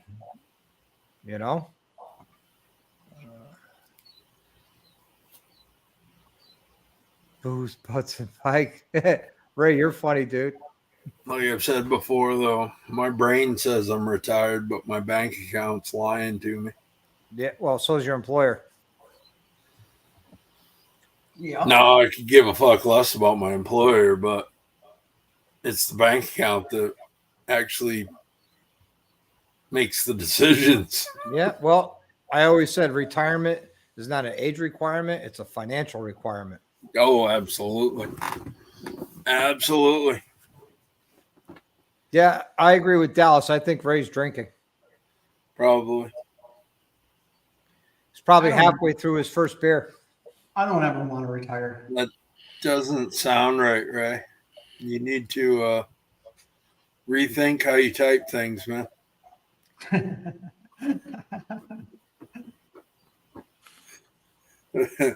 There's too many twisted individuals in here that You can't- Three of them are right away. on the screen right now, or on the panel. Oh, speak for you guys. I mean, I'm pretty normal. I don't know what you guys are talking about. If you think you're normal, that's something interesting. I set the bar. I'm glad you guys talked to me about powder coat, man. I'm super pumped about it. Good. I mean, if you're willing to go the cheap route, you can always do the whole Harbor Freight powder coating thing. If you got a spare oven, do it yourself. Yeah. It may not be perfect, but you can always change it. Yeah, I think that's the one thing I wouldn't want to. I don't really want to cheap out on it. I think, but it sounds like Dr. Harley, his guy's good, so maybe I'll use that guy, and because you want somebody that's good at it. Yeah. Oh, yeah. Do it once and forget about it. If you want show quality, then absolutely. Yeah. If you just want to make it, do that whole 50-foot thing. 50 foot, it looks perfect. Just don't get too close. Yeah, no, I want it to look good, man. I mean, I'm going to bring him down. I'm going to bring this down to Daytona. People are going to see it, and the thing is like I know that people are going, really Noggin. He's going to freaking build a chopper. Yeah, freaking right. Like it's just like when I said I was going to ride down to Daytona. It's like, oh, he won't make it. But it's like, how do you learn if you don't do it? You got to get into it. So And I'm worried about what's going to fall off. Yeah, nothing. Everything will be lopsided. Noggin, I'm going to be realistic with you. Having the goal to have it done for Daytona is a good goal. It really is. It's an ambitious goal. Yeah. However, if you don't meet the goal, don't be heartbroken over it. Just sit there and says, well, there's always next year. Right. No, It's always October. Yep. No, Because guess what? Daytona Bike Week ain't going anywhere. it'll be done by Daytona. It will 100% be done by Daytona. Well, I'm here's I'm the going big to guarantee issue. it. The big issue you've got with getting it done by Daytona is if you're going to have other people do stuff, it's their timeline. Yep. And It's my not powder coater is Unless, like I said, unless you've got a wad full of cash sitting there burning a hole in your pocket, they may put you at the front of the line if you're willing to throw them some extra money. yep. But then it's not really worth doing. Plenty of time, man. I got plenty of time. Yep. No. And well, before you know it, March will be here. Mm-hmm. Well, I get the frame strip, get the hardtail. That's a good solid Couple 2 days weeks. tripping the bike down. Yeah. Yep. A good solid 2 days. I'll spend the day with her. Keep Plus- everything organized. You're going to have to, once you get it stripped down and you get you get your hardtail welded up, you're going to have to mock up the whole bike, motor, trans, front end, handlebars, seats, everything. Sissy bar. If you do a sissy bar on a chopper, you definitely want a sissy bar. Then, because you're going to have to do some other welding for tabs or, blind nuts or whatever. And then now you're going to have to strip the whole thing back down again, send it out for powder coat or paint, which could take anywhere from 3 weeks to a month, depending on how busy the shop is. Something like that. Anyway. So basically, if I get the tints to him by December, I'll be good. You Yes. might get them back by February. No, I'll either, there's going to be a hard deadline here, and we'll talk about it. And if he says I can't get him back to you until late February, I'm gonna say, all right, I got to find somebody else. But but yeah, I mean it's Or it's you hard make it right a now. rat rod chopper where you have no fenders. Or Yeah, you do strip it down old school patina, Yeah. rust it out, and Make it a rat rod. give it a clear coat. We talked about that. Or I could just order the tins, right? Because the tins come stainless steel, right? Raw stainless steel. Just there you go, stainless steel bike. The only problem with, well, I mean, if you did stainless, you'd be okay, but the only problem is you live up north. And you got a lot of money on stainless Everything steel. rusts quick. Well, I didn't mean stainless steel. I meant like whatever you order from the websites. Is that just regular raw steel? Yep. That's regular raw tin, yeah. Let's do that. Leave the tins out there all winter. You wouldn't even need to leave them that long. That would rust out. Yep. They would look like shit. There we go. As soon as you pull it out of the package and clean the oil off it, that would start rusting. Yeah. We live in the north. It's gonna rust. It's brutal. It's brutal, man. I like the Thumper's comments. Got to have a king queen seat with a sissy bar. That's my plan on my chopper that I'm building, that I'm giving away. I still can't believe I'm going to build my dream chopper and give it away. Personally, I don't know. I mean, I don't mind the king queen, but I'm not the biggest fan of it. The problem it wouldn't be what I'd do. Well, when you're talking 60s style, that's no.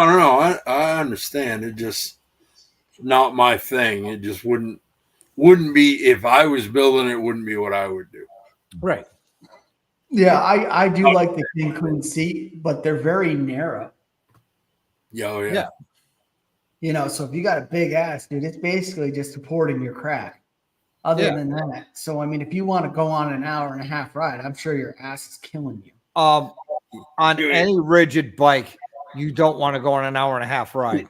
You ain't riding an hour and a half, not in one shot. Oh yeah, dude, I'll ride wherever, dude. I can ride anywhere. Wait till you take it for your first 30-mile ride, and you're gonna sit there and go, "What am I, stupid or something?" Well, you know, I mean, that's why, like, the Springer seats. I know the Springer seats, and then I know, like, you can even upgrade the springs for your weight, so it actually gives you some. Why do you think they do peanut tanks that only get you like 40, 50 miles? Yeah. There's a reason for that. Yeah, I think I just got to come to terms with that. Is that it's not going to be something that I'm going to ride long distance or all over. You know, What I tell you, Chopper. that's a bike that you take to bike nights or go bar hopping on, and that's it. Or take it to a bike show.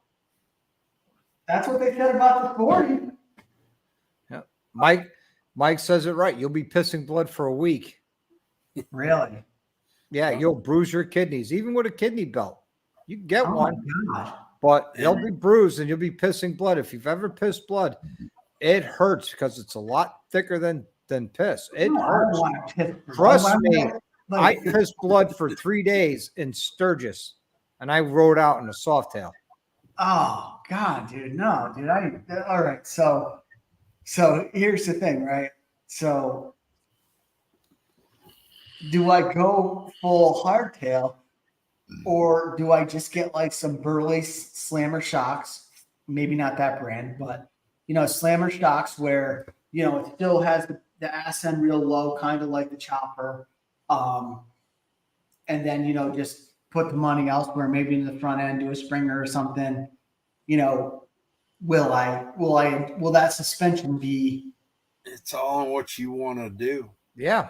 I want to be able to ride. And now you're changing the bike's geometry. So you're going to have to do the geometry for the front end with the rake and trail, the geometry with the back end to make sure that the bike tracks straight.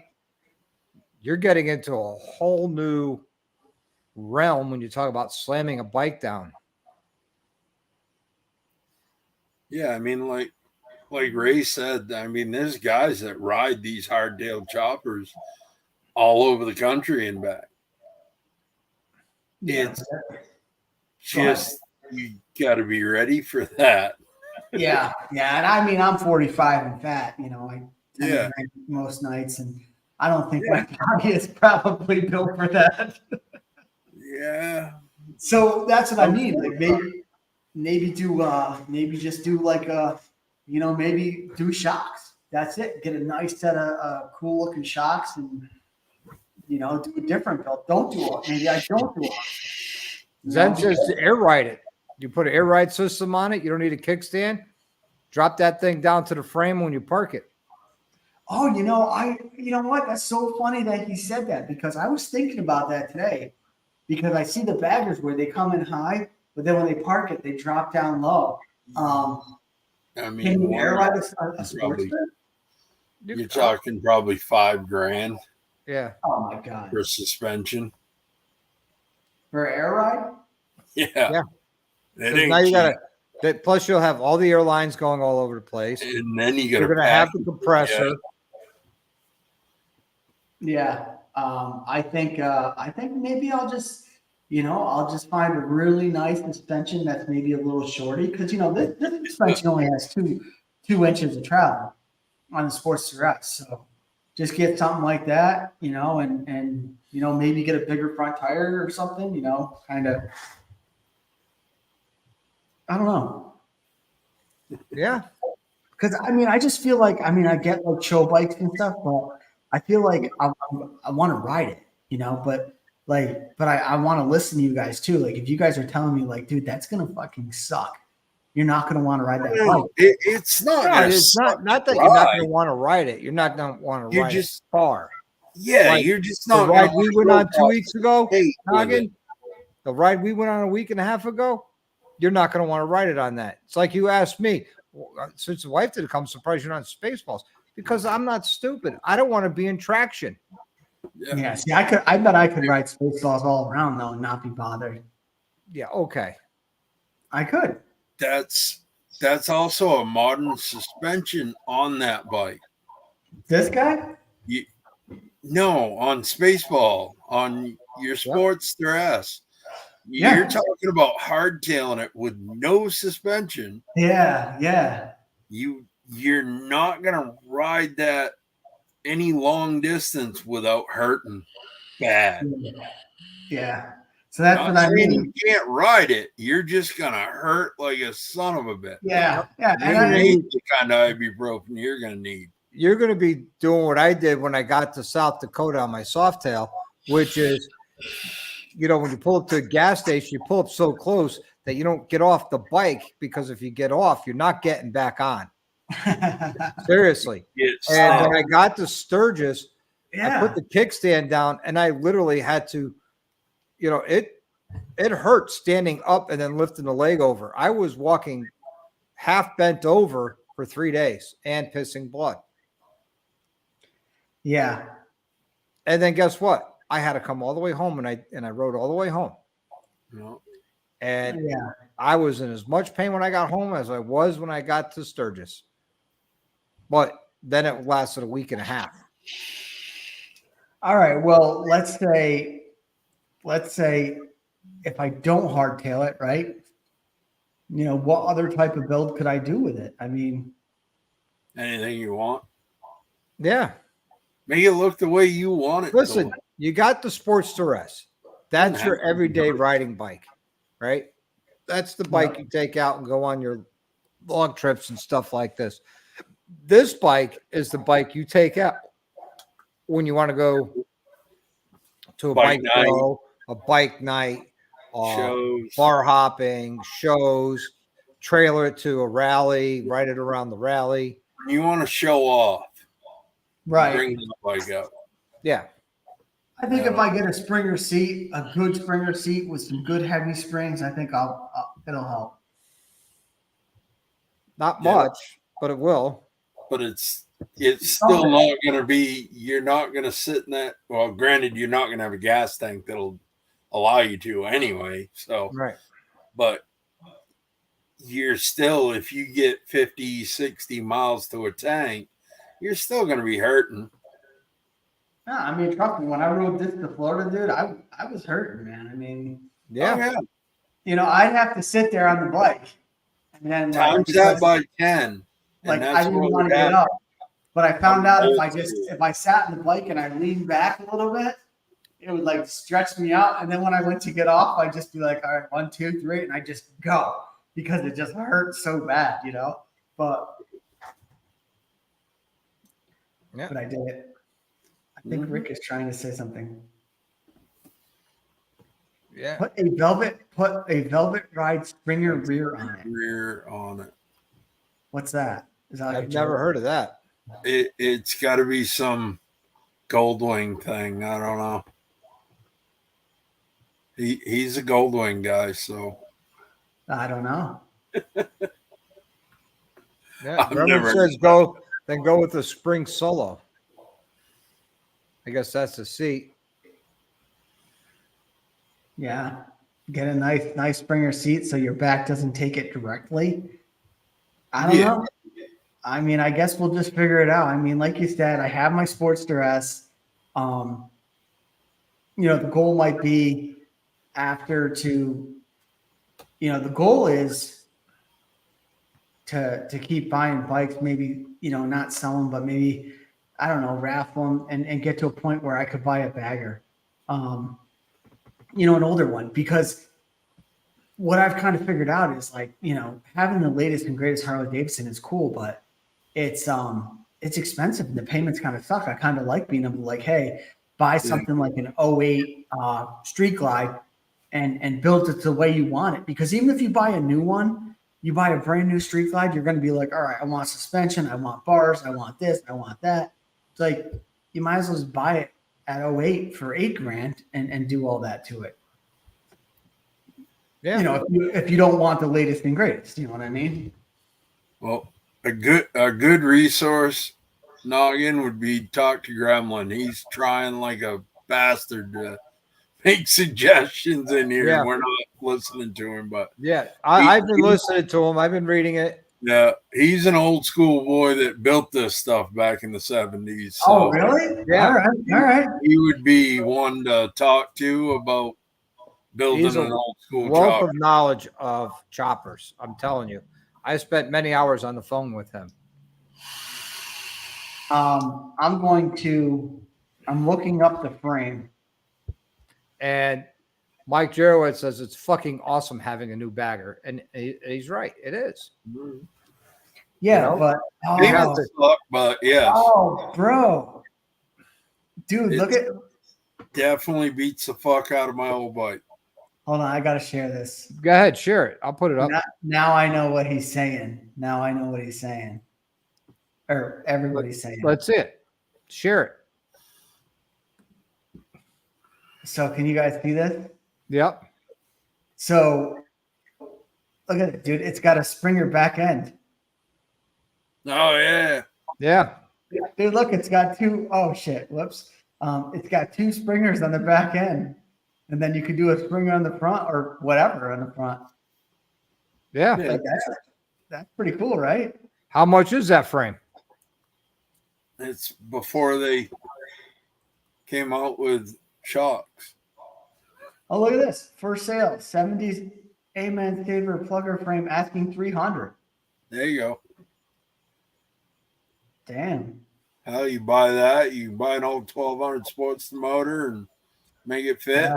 You can tell this thing is whipped, but you probably could build it back up. Yeah. No shit. And Amen's, dude, I had no idea. I love talking to you guys about this shit. You guys, oh, here it is on a bike. Look. Yeah, that's pretty cool. Yep. Yeah, look at that. It's got the shocks and it still has the chopper look. Damn. The word you're looking for is rigid. Yeah. Yeah. Rigid, and it's got the Springer seat, like you said. Yeah, man. You're That right. was- Gremlin is That was the original when they finally realized that rigid sucks to ride distance. This is We gotta it, put man. something to save our ass, back, head, neck, everything. Yeah, no, dude. And you know what? You don't see these at chopper shows. I've never seen one like that. I've seen very few. Very few. Yeah. That's because everybody, well, especially nowadays, everybody's going back vintage again and going way old school. So they want the hardtail, rigid running. Yep. Oh yeah, man. No, thank you guys for suggesting that. I think that's really cool, man. That would be And- Grumble. Yeah, and that's the thing is I feel like it's different, and maybe people did it before, but that's It's not cool. as common right now, so Yeah, it would be something to do. yeah. I mean, it's Be kind of in the old school line, but skirting what everybody else is doing, type of thing. Hey, Bry, Yeah. the biker's here. Hey, Bry, how you doing, buddy? yeah, man. Look at that. That's badass. Amen, Savior. All right. How much? Bry, is I it? sent you the link, buddy, if you want to come on. Do they sell those new? I don't think so. Hey, I'll be right back. I have to, make room Take for a more poop. beer. We'll be here. Yeah, man. Dude, Gremlin, thank you for suggesting that. That is solid, dude. You know what? And I just like the look of that so much better. I feel like I think that looks cool too. So there's the answer right there. Put it this way, Noggin. He's old enough to be our dad. Yeah, I mean, dude, Actually, I love it. Actually, his kid's older than I am, so Amen, Savior frame. so he's been around for a minute. He knows a thing or two Yeah. about some old shit. That looks awesome. It's perfect. I mean, it's got the look, but it's got the suspension. I mean, Might be worth seeing if you can't buy instead of buying a hardtail kit, see if you can't buy a kit that does that. yeah. I mean, that one guy had it for sale for $300 on Instagram. I mean, it needed to be sanded down You and could always painted. chop it. Yeah, Well, I whatever. mean, you could always chop that and marry it to the frame you got, or just put all the components from the bike you're thinking about buying into that. Yeah, no, that's cool, man. I've never seen anything. I'm so glad that he said that because that just looks cool, and that's the answer right there, man. Because I want a chopper, but I want to be able to ride it and like not kill myself. So there it is, man. He nailed it. Granted, not saying that is not going to give you the ride of like your Sportster that you have now. There's only 2 inches of suspension travel It on it. don't matter, man. That's 2 inches of new technology. It's designed to have 2 inches to handle the roads. I bet that thing rides like a Cadillac. Compared to a rigid, yes. Because it's like the axle is like on the springs, and the axle No. like compresses the springs in the frame. So man, I love it. Dude, I'm so glad. That's what I need right there, man. That's it. I've been trying to figure it out. There you go. I love it, man. I just gotta find it. You do like Just hit buy. Buy I it mean, now. Hit buy. Well, dude, like Yeah. you think about it, like how cool would it be to get like an old frame like that, and then put a new engine in it, and Where's that one you see for sale? I don't know. It was on Instagram, but I'll look on Facebook Marketplace and see if anybody's selling it. Yeah. I was gonna say, I mean, You probably can upgrade the springs in there too. Like I work south, but I always travel to Maine. So you find something for sale, let me know. Yep. I can always drop it off on my way through. Good night, Mike. Have a good one, buddy. Thanks for popping in. Later, Mike. So, Bri, why aren't you popping in? I sent you the link on Instagram. I'll talk to you about that beautiful road glide you got going on, the CVO-ish style road glide. I don't know if you guys seen that video. He did the Talking about fender bike swap. stuff. He's all on the pumpkin spice right now. So Oh, he just got home. Can't handle the bike stuff. He's high as fuck right now, dude. Hey man, save your frame, dude. I'm not finding any, dude. 500 miles. I think that's a rare frame. I love Well, it. you know, you might want to take a ride down with me at the end of the month down to the V-Twin Manufacturing Open House at the end of let's do it. September, and we could see what we could find there for you. Where's that, Doc? Newburgh, New York.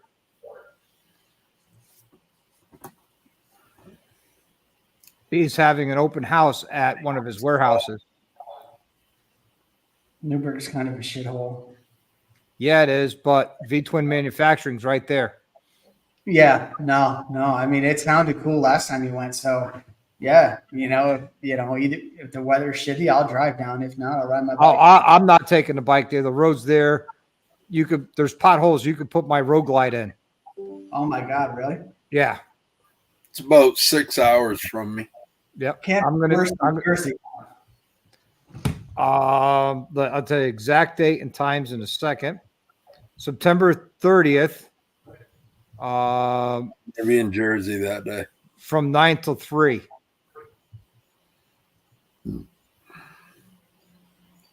Hey, Marvin the Martian, what's up, man? Nope. Wait, that was 6 hours avoiding tolls. Hang on. No, it's still 6 hours. Holy shit. 6 hours avoiding tolls or 6 hours with $20 tolls. Yeah. That shit's legit right there. Yeah, that sucks. So, Noggin, that would be quite the place to check out and get a lot of ideas. And also, before the museum closes, I'm going to go back. The museum's like a mile away. I'm going to go to the museum and hang out. And, just spend some time there. Because that museum is my happy place. I love it there. You see, it looks pretty cool. Yeah, dude, they have a lot of custom bikes there. They have a lot of rare bikes in there. They have a lot of reproduction bikes in there, and they have some movie bikes in there. They got some Indian Larry bikes in there, Arlen Ness bikes. They have a twin shovel head Arlen Ness in there that's turbocharged. Pretty cool. Dude, I'm sharing my screen. I want you to check this out. Okay, let's see. Thumper say Softail makes a nice chopper. Yes, they can. Oh, there you go. Yeah, dude, look at that. Now the only thing I don't get is if there's a suspension here. That's for the axle.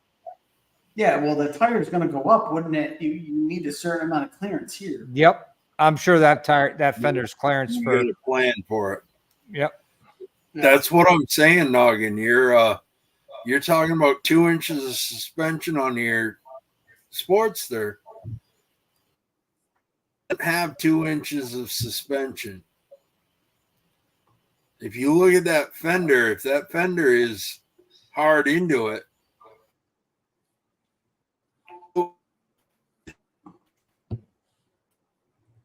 Did I lose you guys? Nope, I'm still here. Okay. Dude, look at that. Yep.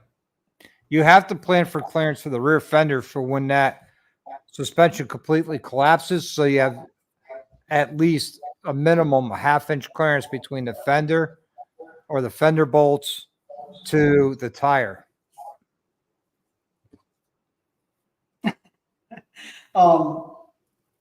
Loki, are you there or did he freeze? I don't know. Looks I like think he froze. He was talking and then all of a sudden I heard him just stop. And that's why I was like, oh, did I lose you guys? Well, we'll see. We'll see what what comes of it, but I do like that. Well, we lost Wilkie. Come back, Wilkie. Come back. Yeah, that's a Honda motor. Yeah. And that's the thing is I see a bunch of Jap engines in that frame. So Well, you know, they're not bad looking bikes either. Nah, You know? Yeah. And, you know, Gremlin says you could change out the springs for what you want. You know, stiffer, softer. Yeah. That's cool. That's a cool frame, man. I wonder how, you know, what it's set up as far as motor mounts and mounting points, or if that's something that you have to kind of get set up. Yep. So. Yeah. 3 inches of spring is better than no inches of spring. Hell yeah. Yeah. That's what I told my wife. That's what she said. Yep. And, Depends on what motor you get. well, he's already getting that 883 built up to a 1200, hopefully, if the bike is everything he says it is. I'm going to go take a good look at it, make sure numbers match, look for oil leaks, you know, anything major. But Now, if the numbers don't match the motor to the trans, ask him if he has the title for that motor. And if he doesn't, look at the title for the bike, see if both VIN numbers are listed. yeah, well, what I'm hoping is that the VIN number matches the frame, you know, on the engine. And then she laughed and said it's only 2. 1.5, but who's counting? Hey, you know, it's not the size of the ship, it's the motion in the ocean that counts, right? That's right. I still produce offspring. Corey, you can't say shit. You haven't produced offspring yet. Well, neither have I. You don't even know if your boys can swim. Wow. God damn it, Mountain Dew. Do the do. Hell yeah. But yeah, I don't know. I mean, I think this is a good, these lives are good because, you know, I have what I think in my head and then there's reality. Yep. And you guys are kind of telling me about reality. Like, dude, Well, again, it's not your primary bike. It's going to be your second bike. So there's nothing wrong with having it as a rigid. Just know you're not going to take it for a 100-mile ride in one shot. You know, you're going to have to stop for gas maybe once or twice, but you know, your body is not going to handle it. Yeah. You know, you're not Jane Fonda, an Easy Rider. It's to be determined, you know, maybe I don't know, maybe can you do like, no, I was going to say, can you do like a kind of a, yeah, no, you can't. I mean, hardtail's hardtail. You can't, even if you did like a monoshock, you know, Yeah. you're still going to have a swing arm. Yep. But what it looked Well, cool. that's what pushed Harley to make the Softails, is it gave them the rigid look and with the spring. Hey, Right. he's back. Yeah, I don't know what the hell just happened there. I don't know. Wilkie's back. It happens to the best of us. My Yeah. hotspot decided to pull a head fit on me, I guess. Yeah. Now- I'm glad This you is- came back. Wilkie, are you like, do you travel in a camper or something or no? That's your Yeah. house. Yeah, I travel for work, so I'm in my camper at the moment. No shit. So what do you do for work? I'm an electrician. I install conveyor systems. Conveyor systems? Yeah, basically anybody you can think of that moves product, I probably have installed their conveyor. So Like Amazon and Walmart, no, I get it. But Walmart and Amazon are our two biggest. how many fingers have you collected? How many what? Fingers. I got all mine. I know, but you know how many people like lose their fingers in that shit because like they don't listen. They're like, oh. No, So- well, it depends on what kind of conveyor you're talking about. Ours is product conveyor. It can happen, yes. We've had people that have happened too, but frankly, those are just fucking stupid people. Yeah, it's great. Now they're just like this all the time. Yeah. And you call him Stubbs. Stubby. Hey, Stubby. Stubby. Yeah. Yeah, good shit, man. That was a good movie. What was that movie called? The Ringer. The Ringer. Oh, Yep. I've seen that. Yeah. Yeah, Stubby got his fingers cut off in the lawnmower. That's okay, Mr. Stevie. I can just pick the flowers now with 2 fingers. I know I've heard of it. I don't know if I've actually seen it. Oh, it's a must watch, dude. It's hilarious. It's funny. Take care, Frogzilla. Have a good night, buddy.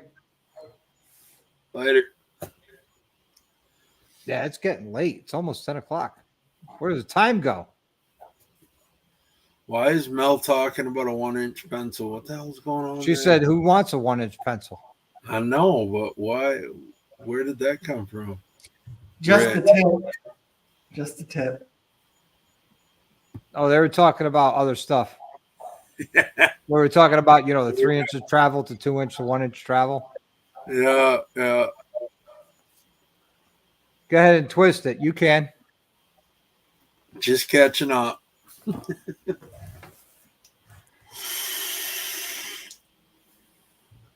Frogzilla, have a good night, bro. It's good. Thanks for coming on. I appreciate it. Now, this is actually one of the rare places I've been to that I actually have really good service There you go. at the campground. The Pennsylvania Wilds. Yeah, and I am in the mountains. I mean, I'm outside of Pittsburgh, way outside. I've got a mountain over here to my left that crawls up another 1,500 feet above me. Oh, that's a hill. That's not a mountain.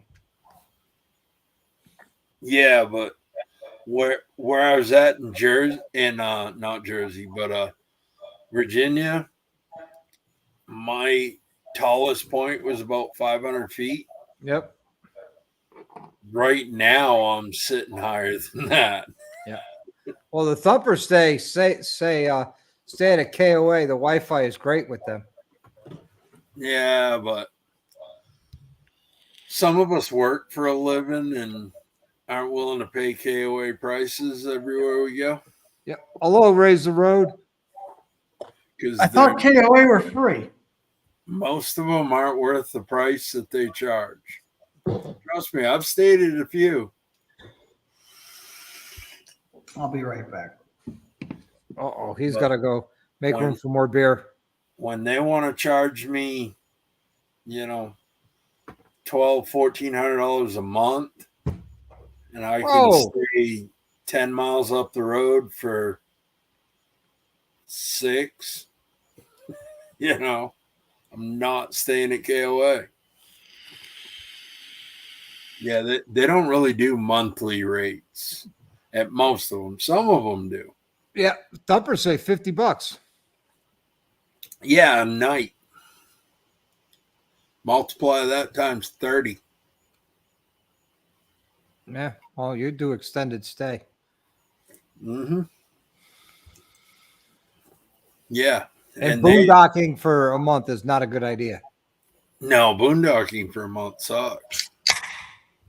Unless you got some good solar setups to kind of save money on generator power.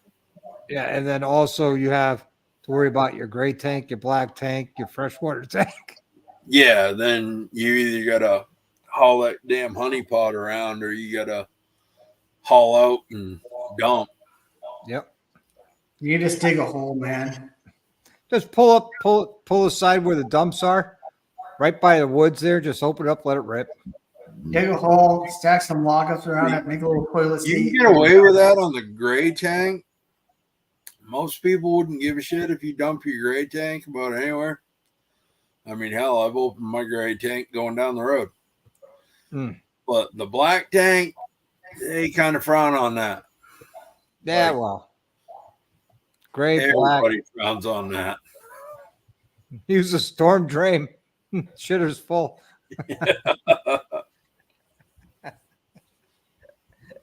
Oh, why not?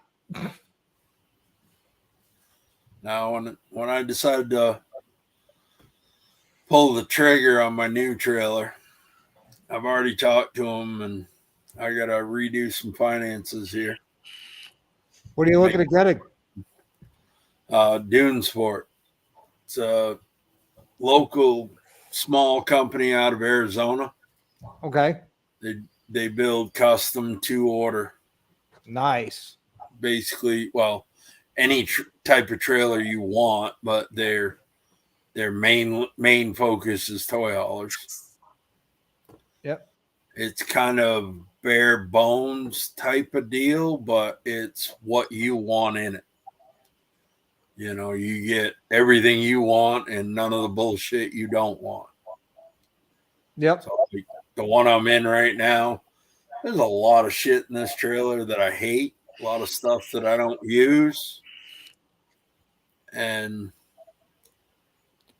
I paid a lot of money. Yeah. Like right now, you're sitting at the dinette, right? No, I'm actually in a chair. This used to be the couch that wore out about a year or so ago, a couple of years ago.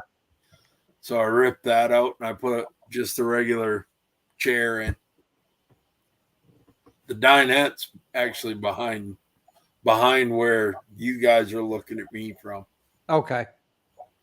Yeah, because I know, like in the Momentums, they have the option to where you can get the dinette and then like half a couch, or you just can get the full couch. Yeah. This is a Raptor, Keystone Raptor. Okay, So yeah. It's right on the high end, not quite as high end as the Grand Designs, but pretty damn close. Now, have you heard about Brinkley? That's my garage door. Okay. Have you heard of Brinkley? I've heard of them. Yeah. Yeah, they just started. They're a new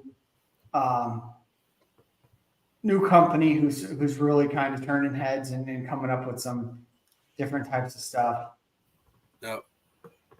But the biggest thing for me is I want to start bringing my Jeep with me. And Dune Sport does that. I can get, well, I've already talked to them. I already have a quote for what I want. And it allows me enough cargo space that I can bring my LJ with me plus my bike. So yeah, that's cool. But yeah, yeah, and that's the thing about Grand Design is that they've been sold to Winnebago, and which they still focus on quality, but that's right, because the former owners of Grand Design are the ones that started Brinkley or Brinkman, whatever they call it. Yeah, Brinkley. There's a dealer that has them, and I went and I like walked through one. They're pretty impressive. Yep. I haven't seen a toy hauler though. These were just regular fifth wheels, but yeah, you can't trade in your sporty. Dana, right? That's Mrs. Thumper's name, Dana. Yep, Dina. Yep. Oh, Dina. Okay, Dina. Is that short for something? Never asked. Like, what is it? Comadina or something? The funky Comadina?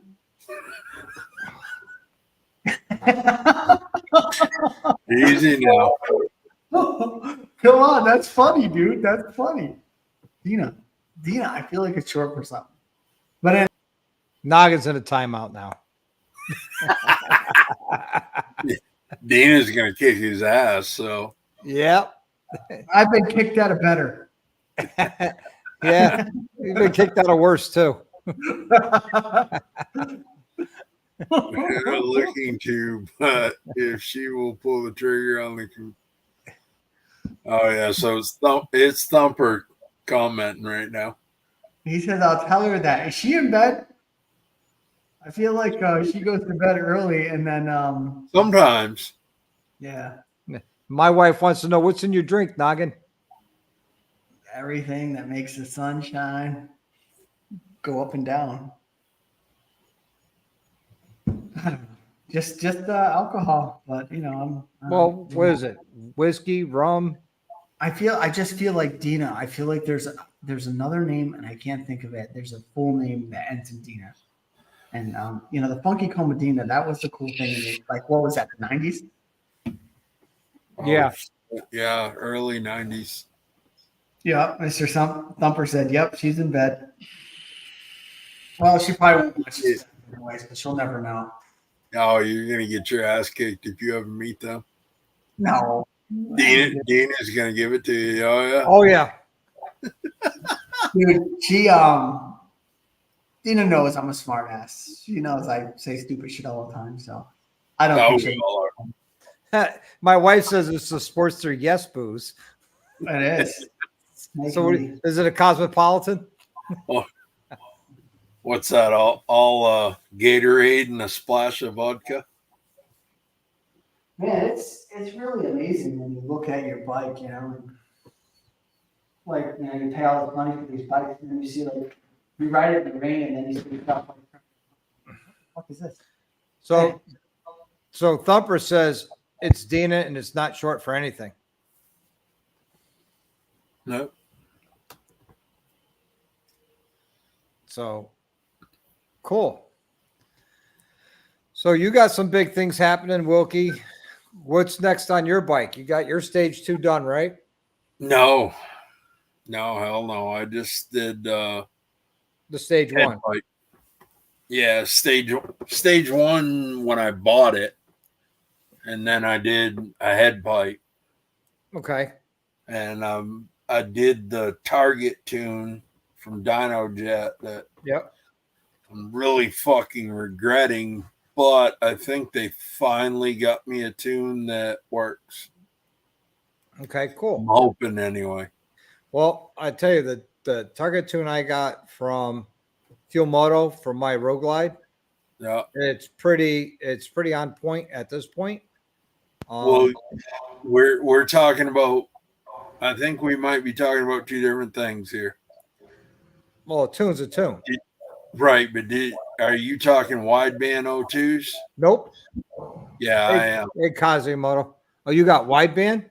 Yeah. And I'd put that thing into auto tune and let that thing auto tune, man. Yeah. Wideband? The problem I've had is getting the Target tune to activate. Yeah. Because I bought, I'm regretting it. But when I bought my head pipe, I bought the Dino Jet Power Vision. Plus, I bought the Target Dino Jet Target tune setup, Right. which is a separate module that you hook the wideband O2s, and that way it talks to your system. Yep. Well, that was the bagger's ride. I had everything ordered. It was at my house when I left the bagger's ride and got home. Okay. I installed it that week. So that was first week of June. Yeah. And I've been dealing with it since then. Really?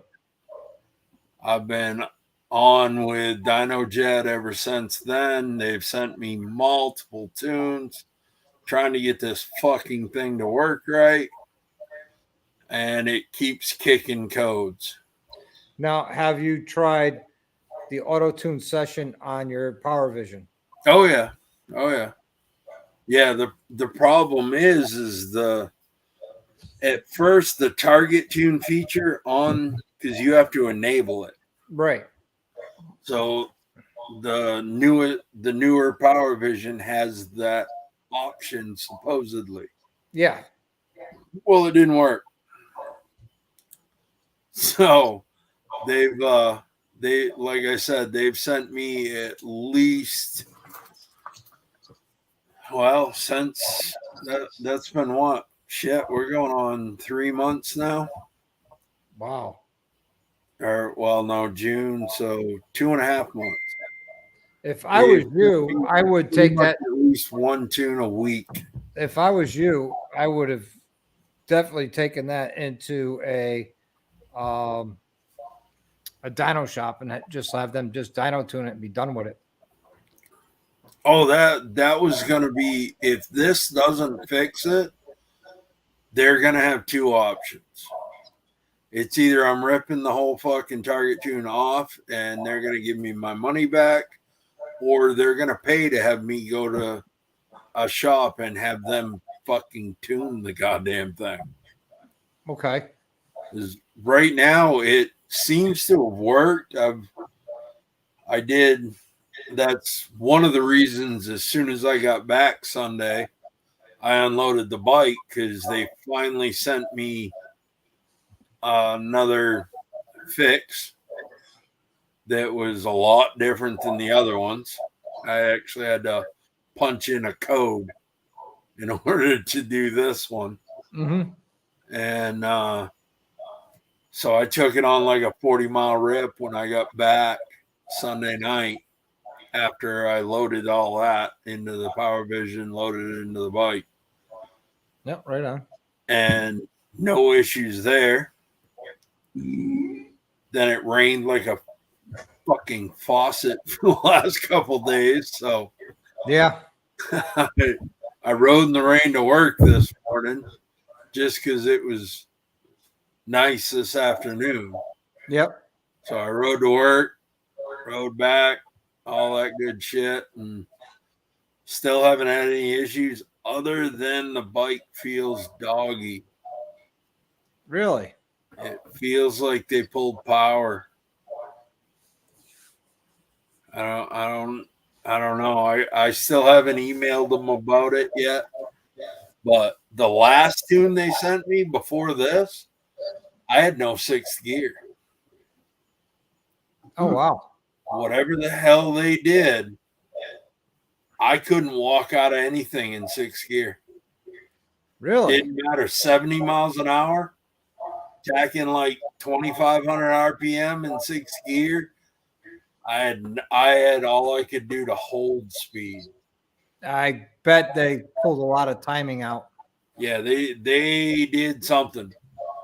I fired an email immediately and told them, I don't give a fuck what you guys do, but give me my sixth gear back. Yeah. You know, whatever you do, if you retune this, because it didn't work, it still kicked the codes. But so I fired it back. Said, if you send me back this tune, you better fix my sixth gear. Yep. And Keith here's asked a question. He changed to a Thunder Max Auto Tune ECM D&D 2-in-1 and a Zippers 472 cam. Thoughts? Nice. That's a good cam, great Okay. exhaust. If you staying at stage 2, I've that heard good about Thunder Max. Thunder Max will do fine for you for stage 2. Mm-hmm. If you go to stage 4, believe it or not, the upgrade at that point is put your stock ECU in and use a DynoJet Power Vision tuner. The retune, yeah. And that will get you more than the Thunder Max will get you. So Wilkie, you're saying that they missed the target? Oh yeah, they I don't know what the fuck the deal was. I spent $500 at pretty much. He's running a 131 too. Nice. You know, And you're happy with that? And you went with the 472 cam and a 131? That's kind of a small cam for a 131. Yeah, I would think so too. The target tune is not on target. Yeah. No. I mean, most people go with like a 590, right? Well, the 590C is it's a race cam. It's a That's- high RPM cam.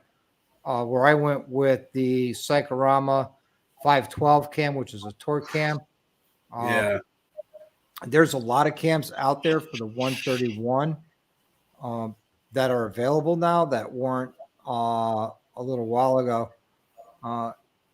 I was sold that. I was running the Star 3030 cam. Yeah, those are really good cams, believe it or not, for the 114s and 117s and even the 107s.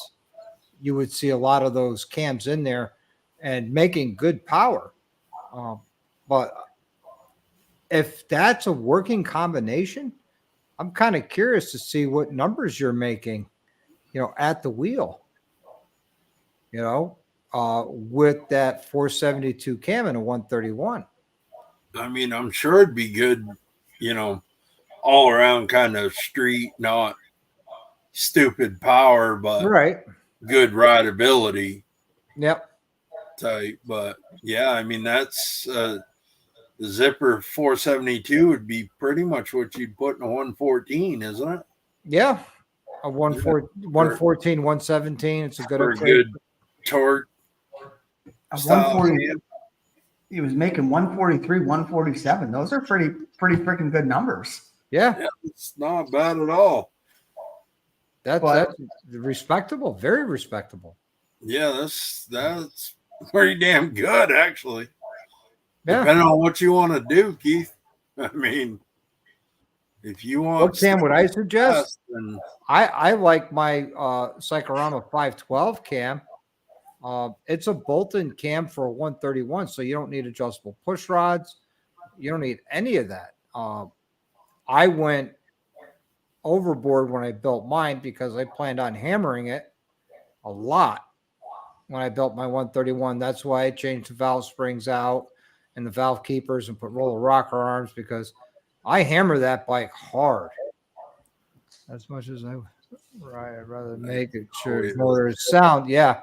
that's And riding having on to change out three. everything every year. Yeah, you know what? That's a good point too. You're Right. keeping it a safe and reliable, dependable motor, and it's making great numbers. I wouldn't change a thing on it. If you're making 143, 147, That I wouldn't that change was a a thing different on it. guy that said that too, Doc. Yeah, that was a different guy. Just to make sure that was riding on threes that said he said, rather I have have the an dependable SNS. motor. Yeah. Oh, okay. I thought it was. fueling inside the motor. So he's built. So what's he's running SNS what?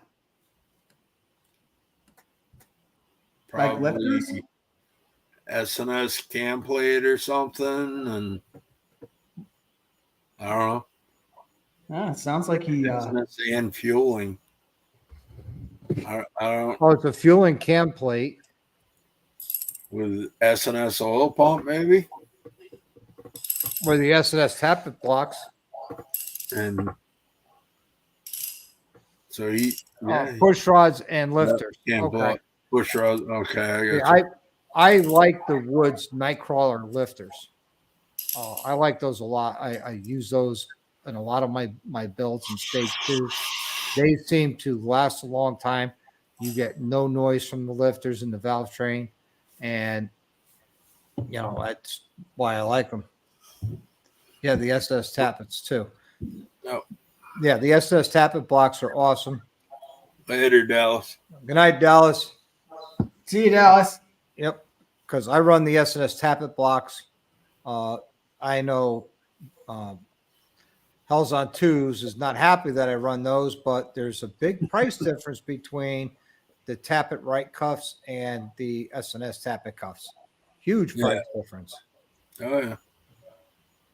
Well, the ones that he makes are they SNS? No, they are the tappet right. No, it's the ones he sells, but yeah, they make their own. Yeah, and like he powder coats them and stuff. I saw like he had different colors and shit, which is pretty cool. Yep. So those are the tappet, right? So what do you run, Dr. Harley? You run the S&S tappet blocks, because they're like $80 for the pair, which is doable over the tappet rights, which are, you know, up there in price. Well, you're getting different tappet blocks too with it. And so, I mean, the cost is, what you call it, respectable for what you're getting. You know, you could justify it for the products that you're getting with that. However, you know, when you're doing a build, like I went from stock to stage 2, that was like $3,600 right there. Yeah. And if I went with the tappet rights, I'd be over $4,000. Or Yeah. actually right at $4,000. That was 36 with doing your head pipe and the tuner, right? That's the head pipe, the tuner, the cam plate, oil pump, Yeah. tappet blocks, lifters, cam bearing. Well, no, I already had the cam bearing, the tuner, and I already had the air intake and the slip-ons. So yeah. Yeah, I'm just ballparking it because I've already got the tuner and the head pipe. So Yeah. all I need is the engine work. Right. So you're probably going to be right around $2,000. Yeah. I know a guy that can do No, that. I do too. I do too. I drive right by his house. Do you really? He just doesn't answer text messages, or I would have stopped in on this way. Oh, really? I never got a text from you. I was wondering about that because I did send you a text. I never got a text from you. Or I would have answered it. I figured that, but by the time I really started thinking about it, I was already hammering past and Probably Danbury at that point. yeah, pretty much. Good night, Dumpers. Thanks for stopping in. Yeah, I'm gonna tap out of this one too, guys. I'm shot. All right, man. Thanks. Thanks, Noggin. Hey, anytime. Man. I'll let you know how I make out tomorrow, and yeah, let me know. We'll see what happens. Let us all know, man. All right, man. Yeah, we'll put you in the right track. Absolutely. But yeah, because my phone did something weird because you sent me your number and I saved it into my phone, and then when I sent you the text, I pulled it up by your name. And now all of a sudden it's showing up as just the number in my phone. So I was starting to think about that. Well, later on when I actually looked at it. Yeah. I sat there and I said, well, I guess he's came by too early, or he's just got to get where he's got to go. And, you know, no big deal. Yeah, no, it was actually, I would have hit your place like fucking 10:30. Oh, I was already up and working in the garage. And that's kind of what I figured when you didn't respond. I've kind of figured that, well, maybe I knew you had some work to do in the shop. No, I always respond. As soon as my phone goes off, I reach for it like a quick draw, you know? Oh, I got you. Yeah, we'll get it figured out. Absolutely. I'll be back up through there next month anyway. Yeah, maybe I'll make a road trip up to Maine for some lobster. Yep. Oh, that's always a possibility. How far are you up in Maine? I figured it out. Well, from Waterbury, 4.5 hours. Oh, okay. That's what it took me to get to that area anyway. Okay. So I know you said you're a little bit outside there, but yeah, 15 miles south of Waterbury on 84. Yeah. So, and I roll right through 84. That's my preferred route home. Yeah. Has been for a long time. I try to avoid 84 as much as I can, especially through Hartford. Well, see, Hartford is the lesser of all evils for me.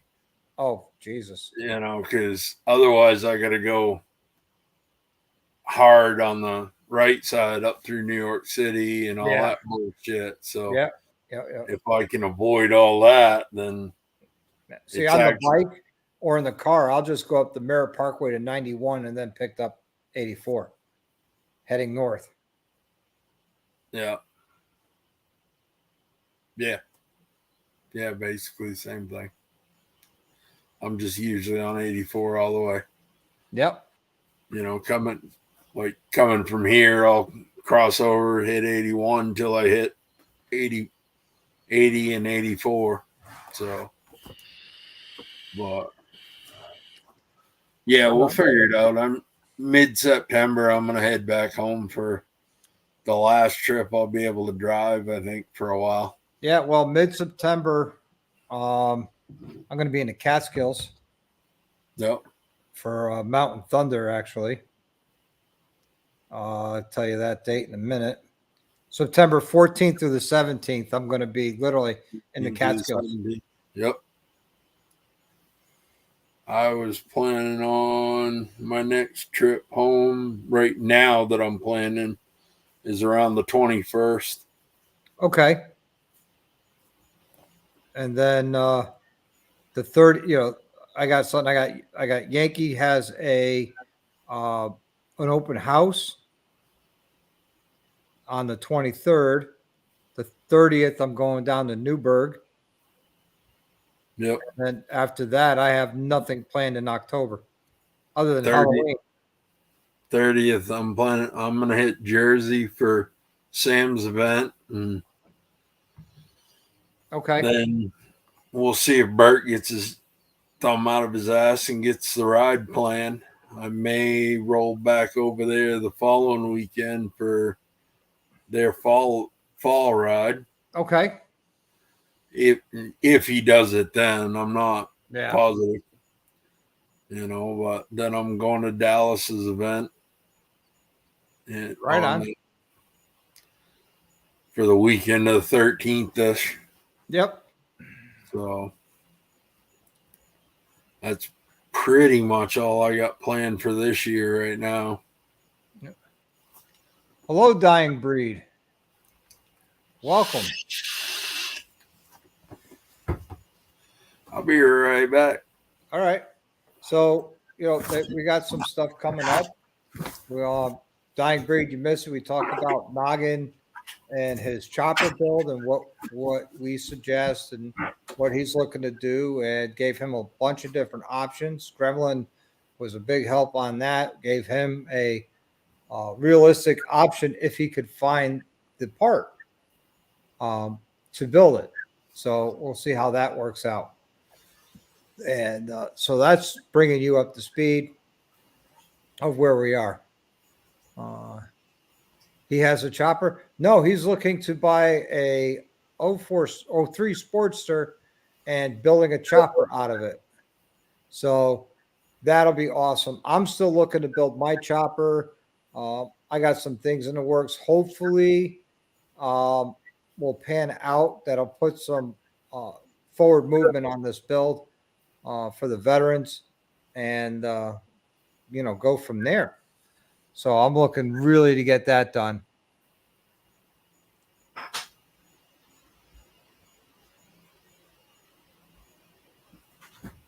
So that's where we are.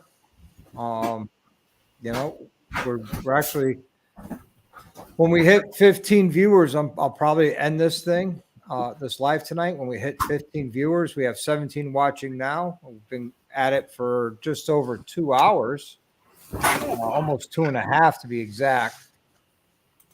So we'll see how that goes. See how everybody's doing, and what else is going on.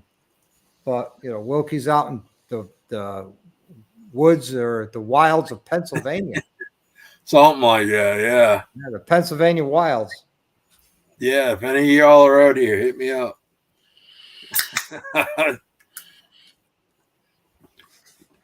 I ain't seen much of a bike life yet. Nope, you're in Steelers country. I know it. Fucking Bert would be right in heaven. Yeah.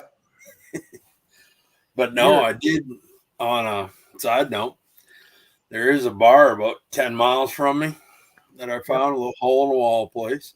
My kind of place. Yeah. Yeah, it'd make a hell of a biker bar. They need people in there, but I found it Sunday night. Went in there and got a little bite to eat and a couple beers. Thought the price was awful cheap. Went back in there tonight for their wing night. They got $1.50 wings, and it's the whole wing, you know, for $1.50. Oh wow.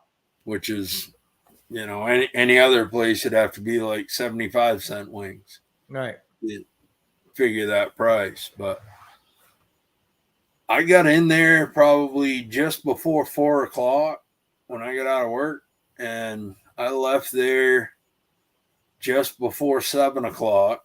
And I mean, any y'all that have drank with me know I can put down a few beers. One or two. They didn't charge me for beer. Oh, really? Yeah. You showed up on free beer day. Apparently, I found a bar that does free beer. Because I guarantee you, I drank at least 8 beers, and my tab was just short of $8. Yeah. Let's see. It's like I said, this place is a real hole in the wall. That they're kind of in the middle of two decent sized towns for the area, so they apparently don't get a lot of business. Because there was only 2 people there the 3 hours that I was there. 3 people. And one guy was in a Tesla, so I think he was lost. But yeah. Yeah, so I think they're having liquor license issues. Okay. So they're basically just giving beer away as long as you order food. Hey, that works. Yeah. I mean, I'm good with that, but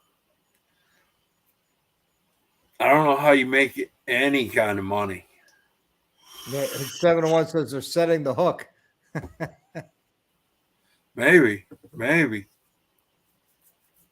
You know, it doesn't take much to set the hook if the vibe's right, but they need more people. Was it Bud Light? I don't know. I was drinking the England. That's what I'm drinking tonight. I mean, that's what I'm drinking right now. I'm in I got Pennsylvania. which one? The Yingling Flight. Oh yeah, you're drinking the light beer. I'm drinking the full lager. Yeah, I get the lagers too. I like them. Yeah, man. The Flight's good too. Yeah, it is. But You know, I gotta watch my figure. You know, I don't want to. no, I'm trying, but You know, it's hard. I gotta get ready for my Borat bathing suit for Daytona. Too good food and Oh yeah.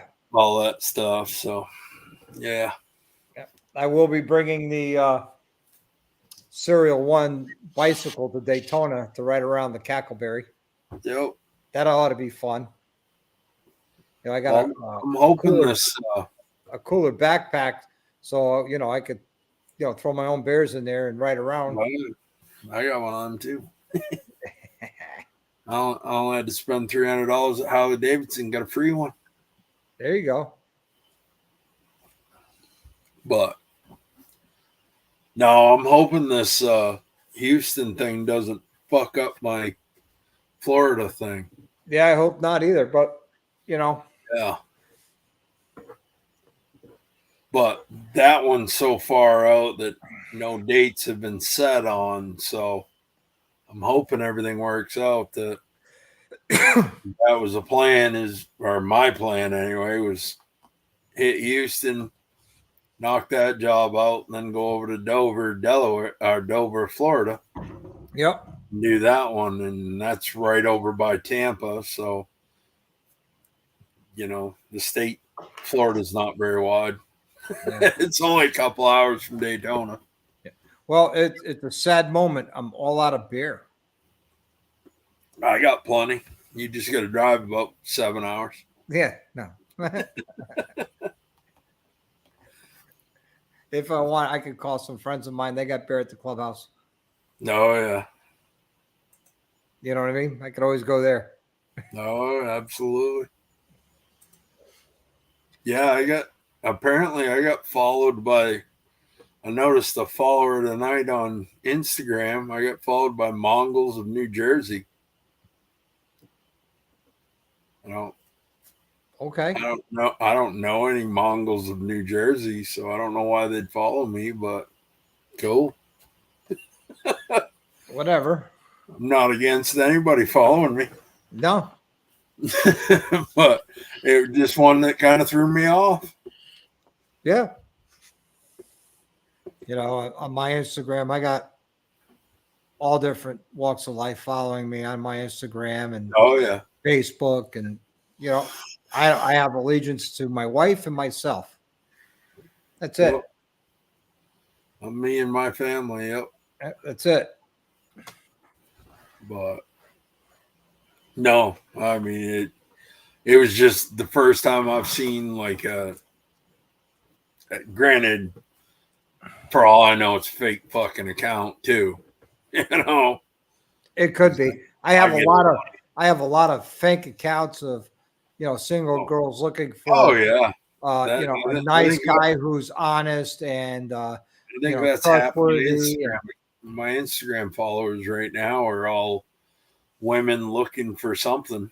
Yep. But I just don't answer. No, because they're not real. No.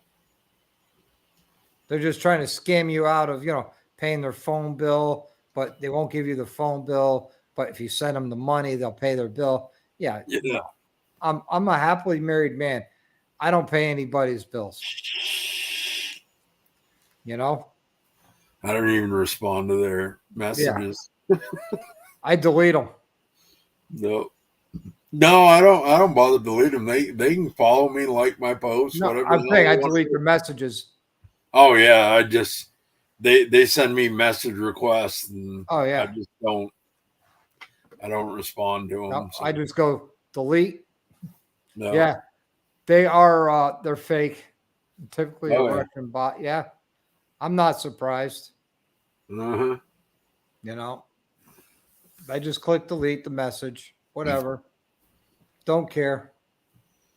Why are you going to GPS your bike for Daytona, Grandma? You worried about somebody stealing it?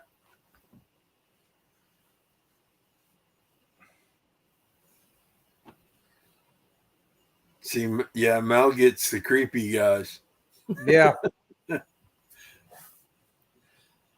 Mine aren't creepy looking. Well, most of them they're pretty hot looking women. Yeah.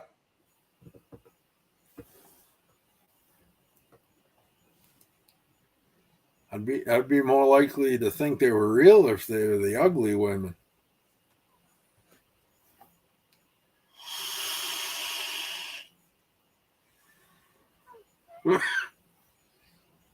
Uh-oh. I'm messaging someone here. No. Gremlin's saying he'll let you explain why he needs to GPS his bike in Daytona.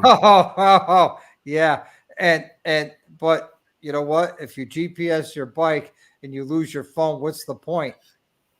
Right. You know. Oh, I got you. Somebody got a little drunk, huh? Yeah. Couldn't find the bike, couldn't find the phone. Yeah. Yep. Knock on wood, it's been a lot of years since I've gotten that drunk. Yeah. I may not remember how I got home. Well, you got to remember that night. I got home. That night we were drinking beers and doing shots with Monkey. Yep. So that was a rough morning for me. And halfway through the night, I looked at my liver. I says, I thought you said you could hang.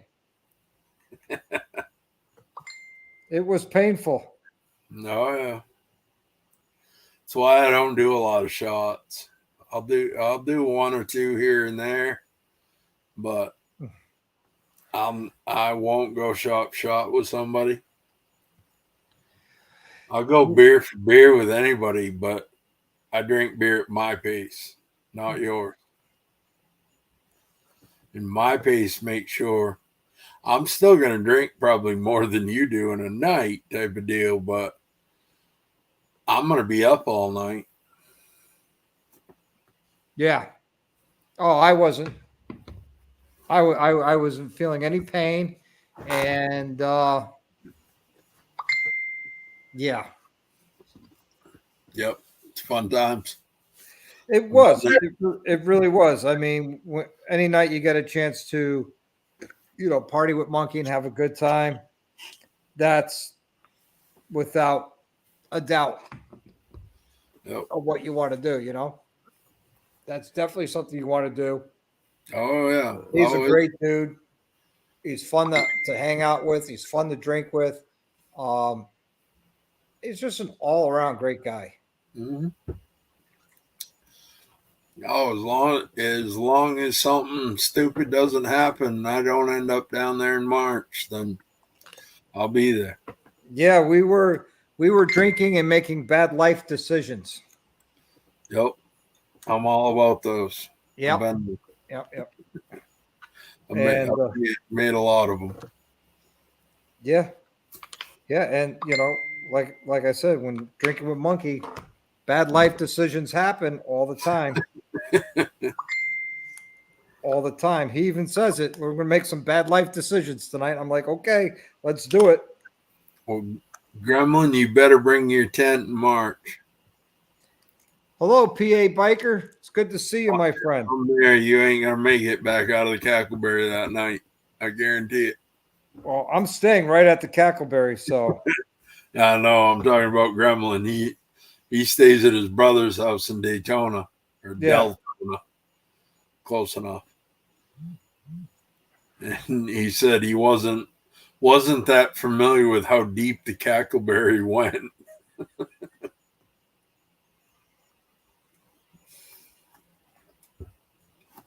Yeah. So yeah, hanging out with Gremlin too. We were drinking too. I think I brought out the bottle of Jaeger. So we were mixing Fireball and Jaeger that night. Like I said, bad life decisions. Yep. Yeah, I'm not a Jaeger fan. Oh, I am. I love it. I absolutely despise black licorice, and that's all it tastes like to me. Well, it does. But I don't mind it. I love it. It's one of my favorite go-tos. Yep. I can drink it in a Jaeger bomb or a Surfer on acid. That's about the only way I'll drink it. Nah, it's got to be ice cold. And hell, that's the best way to have it. Yeah. Don't forget Monkey's Chicken. Yeah. Everybody's seen that picture. Oh, yeah. That Gremlin took. The only mistake I made is one chicken was facing the wrong way. His eyes, one of the chickens, the eyes were facing me. I should have them facing out. No. It's all right. You'll have another chance. Yep. Sandman was there too that night. It was a fun evening, and as I'm going to quote Monkey, he says, you've never met somebody face to face, but when you see them, you already know them and who they are and everything you need to know about them. Yep. Yeah, because when he pulled into the Cackleberry that morning, for some reason, I got up real early in Daytona every morning, and I'd go out and I'd take a walk around the campground before it got nuts. And it's a nice campground. Yep. And I was walking where everybody was coming in, waiting to get their assigned spots. And there's Monkey. And he was on the phone. And, I just waited for him to get off the phone. And I went up and said hello. He goes, "What the hell are you doing up so early? Yeah. You didn't get up to see me." I says, "Nah, man, for some reason, I've been getting up this early every morning." And what's nice is a little secret that wasn't well known at the Cackleberry, over by the shower trailers. They were giving out coffee, which wasn't a big secret. But the big secret was if you tipped them decently, they had Baileys there that they would put into your coffee. Oh, there you go. So I was there I walk up, I get a cup of coffee with some Baileys, and then finish that cup. I get another cup with Baileys. I finish that cup. Then I go get a third cup of coffee with some more Baileys. And then I go back, okay, it's breakfast time. Yo. That's how you start your day at a rally. Oh, yeah. Oh, I've started my day like that a few times. Yep. I usually try to limit that to about once a year because it hurts. Yeah, I'm not getting any younger, and it takes longer to recover. Oh, man, it's brutal. Yeah. Yeah. Well, I'm hoping by the time I go to St. Louis, my sleeve will be done. I got the outline done for half the sleeve. Yep. I did that on Monday. It's coming along. And the guy who's doing it, that's his bike here. He owns a tattoo shop in Connecticut, and he's really good. Yep. So, we do a barter system. There you go. Yep. Yeah. Best way to do it. I just did I covered the labor and the mountain balance for his tires. I covered his oil change, and I fixed an oil leak, a pretty severe oil leak. And the wife detailed the snots out of it for him. He's going to come get it possibly tomorrow. Yeah. So she did a nice job, and she's not done with it yet, but she's going to finish it tomorrow. But the bike came out beautiful, and she's not done with it yet. No. So, yeah. No, I don't have any tattoos yet. I got a couple. You've seen them. Yeah, I've seen some. Yep. Yeah, I got a few, but I'm looking forward to getting this sleeve done, and then maybe next year when he needs more work on his bike, I'll do this sleeve. Well, All right, everybody. We are under 15 watching right now, so I'm actually going to end this live. Right. It'll be an early night, 2 hours and 47 minutes at this point. I'd like to thank everybody from coming on the panel tonight, which was BDK was here for a short period, and Noggin was here, and of course our good friend Wilkie, and everybody in the side chat. 24 watching right now. How many? Mine shows 24 watching. I'm showing 15. But whatever. Yeah, you might. Well, that's not live, but whatever. This is in StreamYard. No, I get it. I'm just giving you shit. Everybody in the side chat, thanks for coming by tonight and hanging out and having a good time. Great. We talked about some good stuff tonight, motorcycle related, which is always my key focus, is to keep the lives a motorcycle content live, other than shooting the shit for no reason. And we did. We shot the shit for no reason, but most of it was motorcycle content. Mostly, yeah. And it was I had a good time tonight. Hopefully everybody did too. All right. With that being said, I want everybody to live the best life you can, ride often, and always ride hard. Be good.